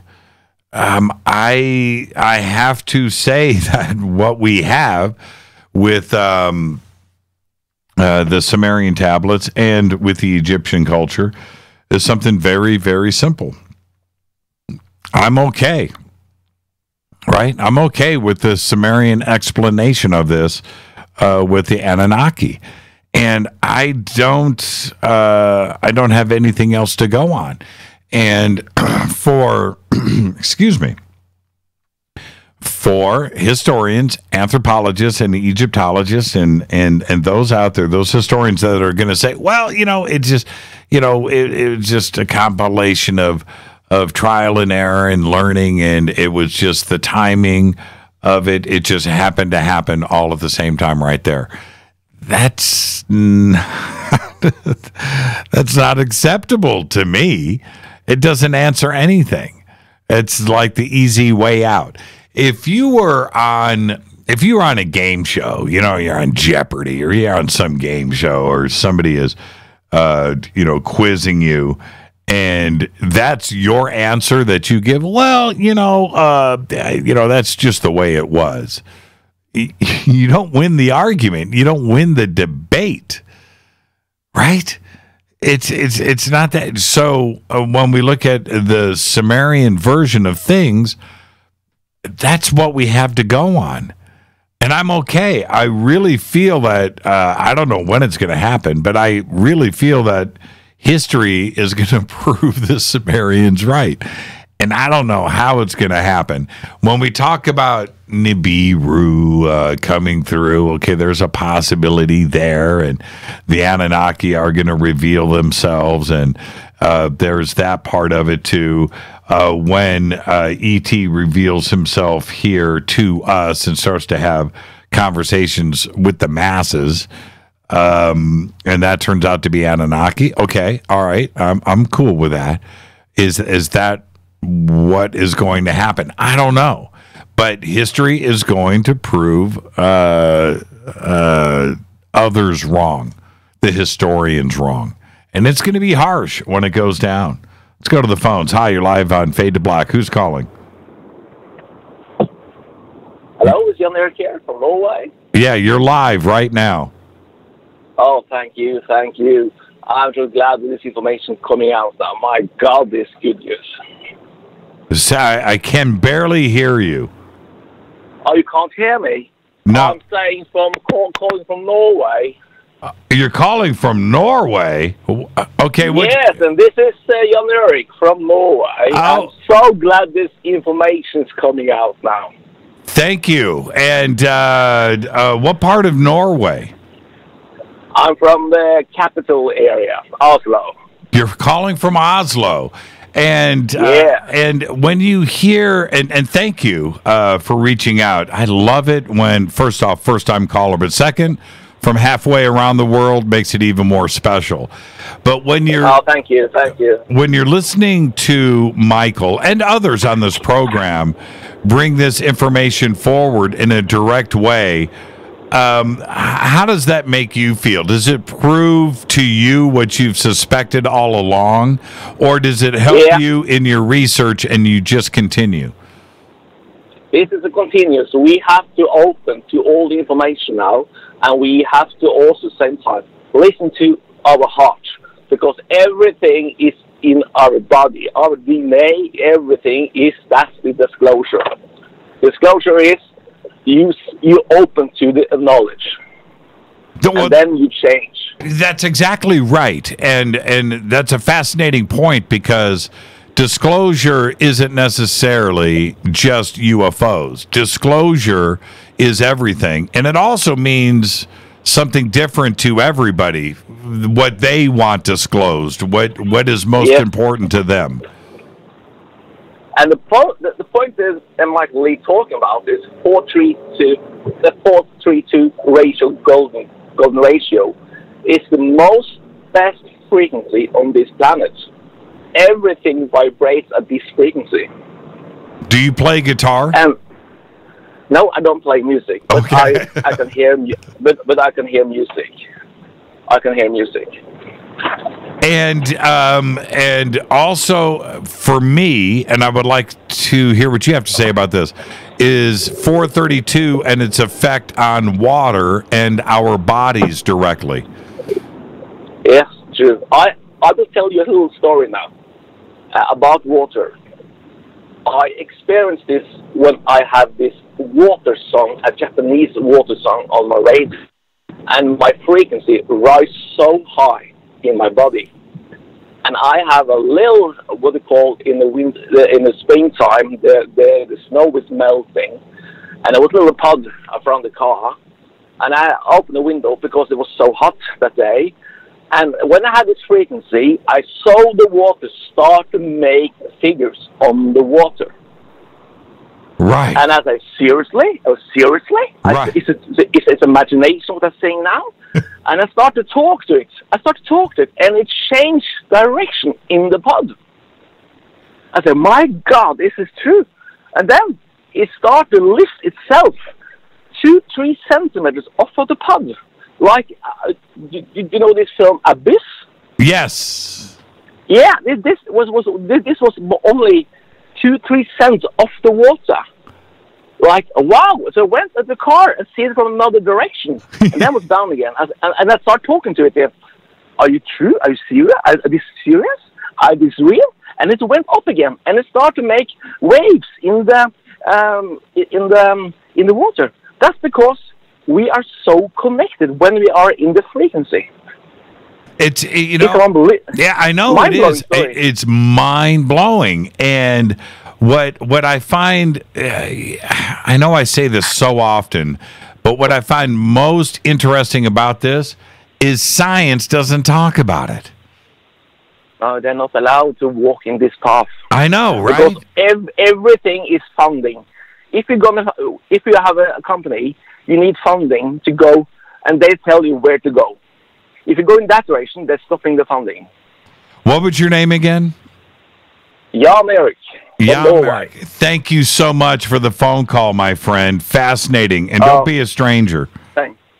Thank you so much. Blessing from Norway. Thank you. Norway in the house. Thank you so much for the phone call. Whoa. You're live on Fade to Black. Turn me down in the background. Hey, now, can you hear me? Yeah, I got you now. Who's this? This is Joe. I'm calling from Huntington, West Virginia. I've been following Michael Lee Hill for a while, and I've had encounters with these orbs as well. As a matter of fact, a buddy of mine last week on 6/25/2018, Monday night after 10 p.m., was outside. This guy lives on the other side of town from me, not too far away. We're just outside looking at the sky, thinking out loud, and said, if you guys are here, show yourselves to me. What happened? Lo and behold, yeah, well, guess what? What do you think happened? And he filmed it. I sent the video to Michael Lee Hill, and Michael responded today. He's like, through Facebook there on the messenger, and he was like, that's them, like that. And I've encountered those orbs too, but I met somebody face-to-face one day during this encounter back on April the 3rd, 2007 at about 9:15 p.m. It was a Tuesday evening. The power went out. There was a weird series of circumstances that happened. Got home, saw a huge dark cloud over the neighborhood, started getting a little anxious. I thought I was, getting upset stomach from the food we ate, went out to eat, and I said, I'm going to go lay down. So I went upstairs, laid down. The lights started flickering, like they were on a dimmer switch, and I don't have dimmer switches. Usually when you have a power failure, it goes on, or it goes off and comes back on. Right. This just went up and down, and then the house shook like it was in a tornado. It was crazy. And then all of a sudden the lights went out, and I went downstairs and told my old lady, I was like, well, we can't see anything inside. Let's go sit outside, because there was this weird, funky storm outside. It was like heat lightning, no rain, just a bunch of flashing colors in the clouds, and the clouds were real low. So she goes back in the house to get her a towel to wipe off her chair, because the chair was dirty. On the front porch, and I had this little shaker flashlight, little cheap, emergency flashlight. So I turned it on just to see how bright it was. You know how you put a flashlight up to your face just to see if it's bright enough, like it's going to get charged? Right. And when I did that, these three, it could have been, I think it was just one orb, one amber-colored orb. It was like embers, like burning embers from a bonfire in a glass fishbowl. and it was jumping around in this tree across the street from me. And I was like, oh, shit, I know that just happened. I'm awake. I'm sitting here or standing there going, I know that just happened. I can't believe it. So my heart starts skipping, and I said, I don't want to lose what's going on. And I've told myself, this happened so many times throughout my life ever since I was a kid, ever since it started when I was about 4.5, with different types of things. Right. So I took this flashlight, shook it up real hard to give it a good charge, but it's not going to even cast a beam across my yard, let alone across the street. And I clicked it on and off 3 times. Click, click, click, 3 flashes. Immediately, the light responded. It was like it would light up, then implode, like it was going into another dimension, like it was disappearing, and then it would appear on top of this tree, this oak tree, which I can take you right to. It was over on 7th Avenue, right across the street from me. And then it would appear again on the lower right side. So on the left, bottom left, top center, bottom right. Oh, wow. I started yelling from all the radio. I was like, April, come out here. You got to see this. She said she was frozen in place. She couldn't move. She was holding her towel going, why can't I move? Joe's calling, man, I can't get to him. So I exchanged signals, like Simon Says. We were playing Simon Says. I'd flash at them 3 times, they'd flash back, or it, I couldn't tell if it was 1 or 3. Then it was like time stopped. I mean, all the sound was sucked out of the air. Moments before, I could hear dogs barking, cars driving by. Everything just kind of like went on pause, like if you hit a DVD player. Right. And then from across the street, the swirling cloud, this misty cloud, came staggering across the street, about maybe 4.5 to 5 foot in diameter, about 6 to 8 inches thick, beautiful white luminous cloud with water in the center or in the middle part, and then in the very center where there would be a vortex, like if you flush a toilet, you see like a whirlpool. Right. In this white luminous cloud, and lightning bolts are shooting out of it. And I'm standing there and I can't move. I can only move my eyes. And I told myself, I said, Joe, man, whatever you do, take all of it in. This type of stuff doesn't happen every day. Remember every detail you can. And so many times this has happened, and I've done that and filled out reports and with MUFON and stuff to no avail. But this was personal. It come right up to my steps. It was less than 8 feet away from me. I'm standing up on my porch, looking down at this thing in my front yard, a swirling whirlpool that's giving off its own light. And then this woman, glowing purplish violet woman. I've done paintings and drawings of her and everything else. I don't know anybody else. Everybody else says, oh, that looks like a genie. An Iranian friend of mine is a doctor. He goes, oh, that looks like a jinn, because of the purple and the clouds, this misty cloud. And she emanated from the center of it. She stopped about mid-drift. You couldn't see any legs below. And it was like she came out of a 2D surface, this cloud, which was only about 6 inches thick, 8 inches thick. She came out of the center of it. There was nothing underneath. And she's giving off her own light. You ever seen like a squid or an octopus change color, like on National Geographic? It's showing like sea stuff. Sure.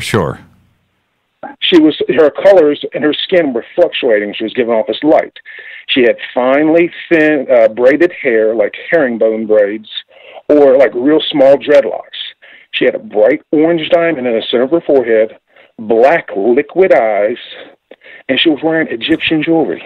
And you could see. Well, hold on for a second, Joe. Hold on. let me take all this in. I told this story 1,000 times. Yeah. Okay.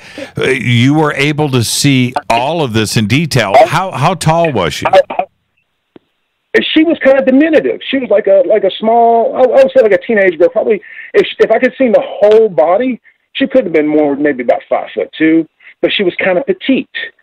You remember those little toys called Micronauts?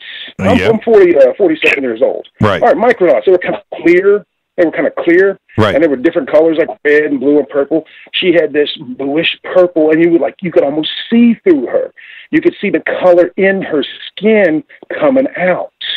So imagine a Micronaut chick with like dreadlocks and a glowing orange diamond in her forehead, wearing an Egyptian type necklace, real wide swaths of lapis lazuli and gold, kind of interlaced with gold gauntlets. But I'd never seen her bottom half.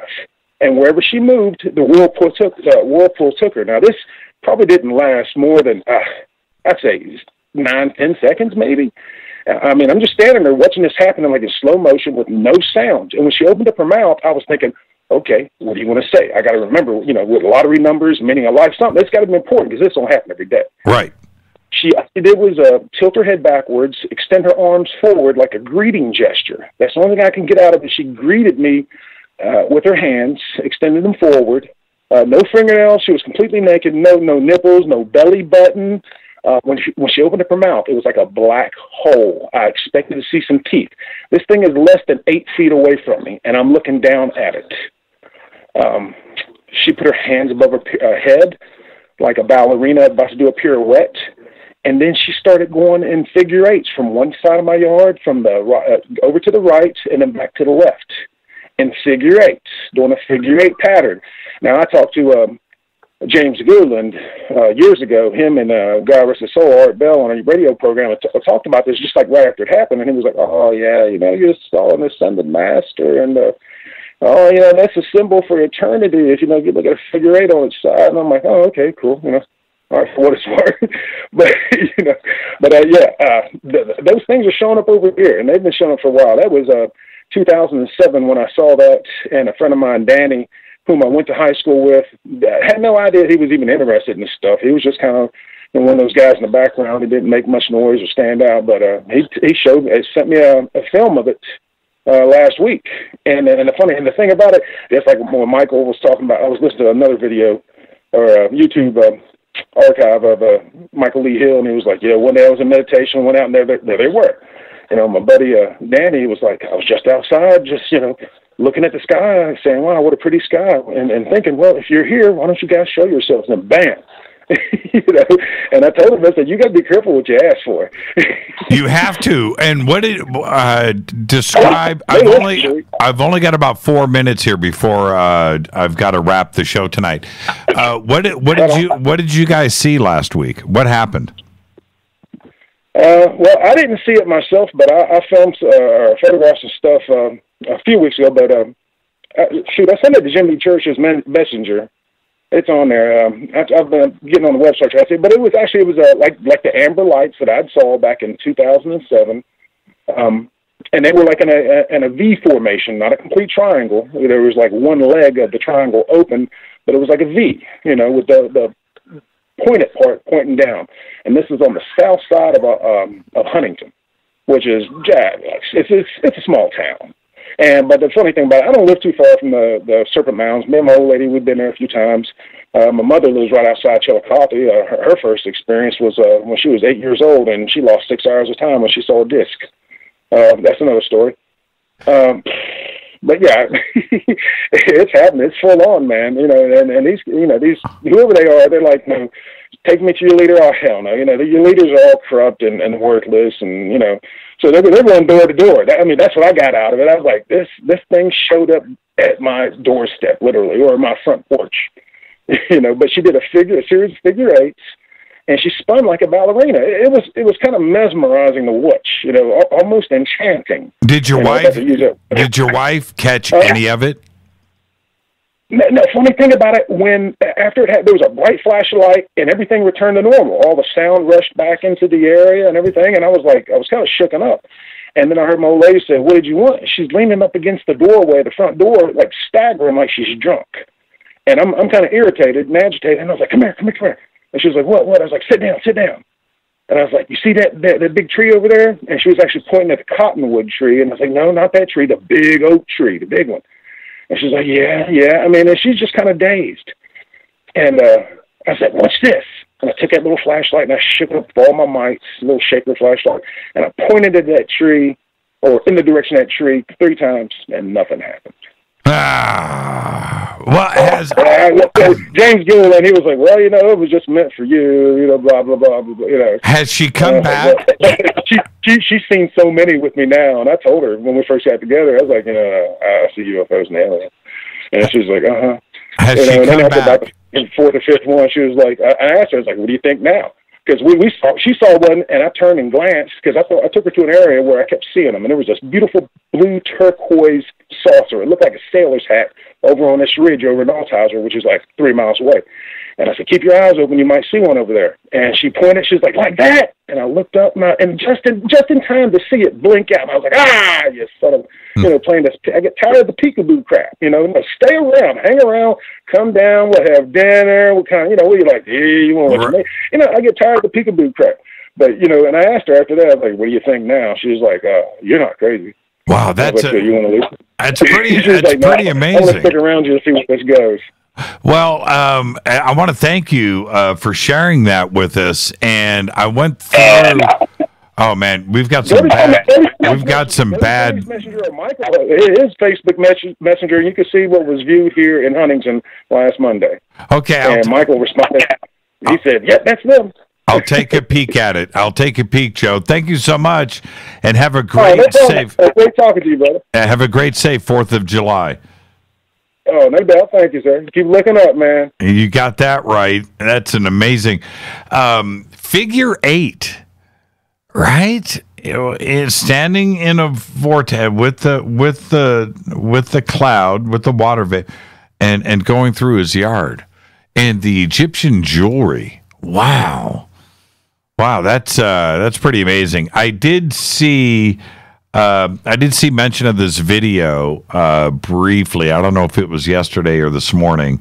I'm going to go back and take a look at it now. I did see it though. I saw it very, very briefly. I didn't watch the video, but I'm going to go back and watch it. And I know that it's posted on Michael Lee Hill's page. So there you go. Now, everybody have a great, safe 4th of July. There are a few opportunities throughout the year where we can get together with family and friends and not only celebrate, this country, and which is what the holiday is about, but also for me, it's an opportunity to slow life down for a day and cook. And there is something about the ceremony and the celebration of getting together and eating, drinking, having fun, conversation, and hanging out. That to me, and we can do that on July 4th, and we can do that on Memorial Day and on Thanksgiving, and of course Christmas and New Year's. There's a few days in the year where you're able to try and take advantage of that time, and that's what we do with it here. It is just so important to do that. I want to say, and I want to stress with everybody, there is something about sitting around a table with food, with family, and with friends where you can sit and talk openly. You can fight, you can argue, you can debate, you can tell jokes, you can laugh, and do all of those things that you don't normally get a chance to do throughout the year because life is busy, it's complex, and it's crazy. So do that for me tomorrow and over the next few days. Slow life down just a little bit like we are going to do here. Let's all vibrate together and hang out. I will try to do my best. I don't do it as effectively as I should. But I will do my best to get some stuff out there on social media and on Stellar and Twitter and let you know what we are up to this weekend. And I want to remind everybody, yes, we are taking tomorrow off. We're taking Thursday off, Friday, Saturday, Sunday off. Monday, we will be back on July 9th, and our guest will be Mrs. Smith. You're not going to want to miss this show. With that, let's put this one in the can. Fade to Black's executive producer is Rita Camarion. Show is produced by Hilton J. Palm, Renee, Dennis, and Bob. Announcers are Steve Harder, Gene Vito, and Mark D. Kovar. Webmaster is Drew the Geek. Music, Doug Aldrich. Intro, Spaceboy. SpaceboyMusic.com. Fade to Black is produced by KJCR for the Game Changer Network. Syndication is KGRA, The Planet. This broadcast is owned and copyrighted 2018 by Fade to Black and the Game Changer Network. It cannot be rebroadcast, downloaded, copied, or used anywhere in the known universe without written permission from Fade to Black or the Game Changer Network. I am your host, Jimmy Church. You can follow me on Twitter at JChurchRadio. On Stellar.com. Send me a friend request over there. Until Monday, everybody have a great, safe 4th of July weekend. Be safe, have fun, go Beckley Tepe.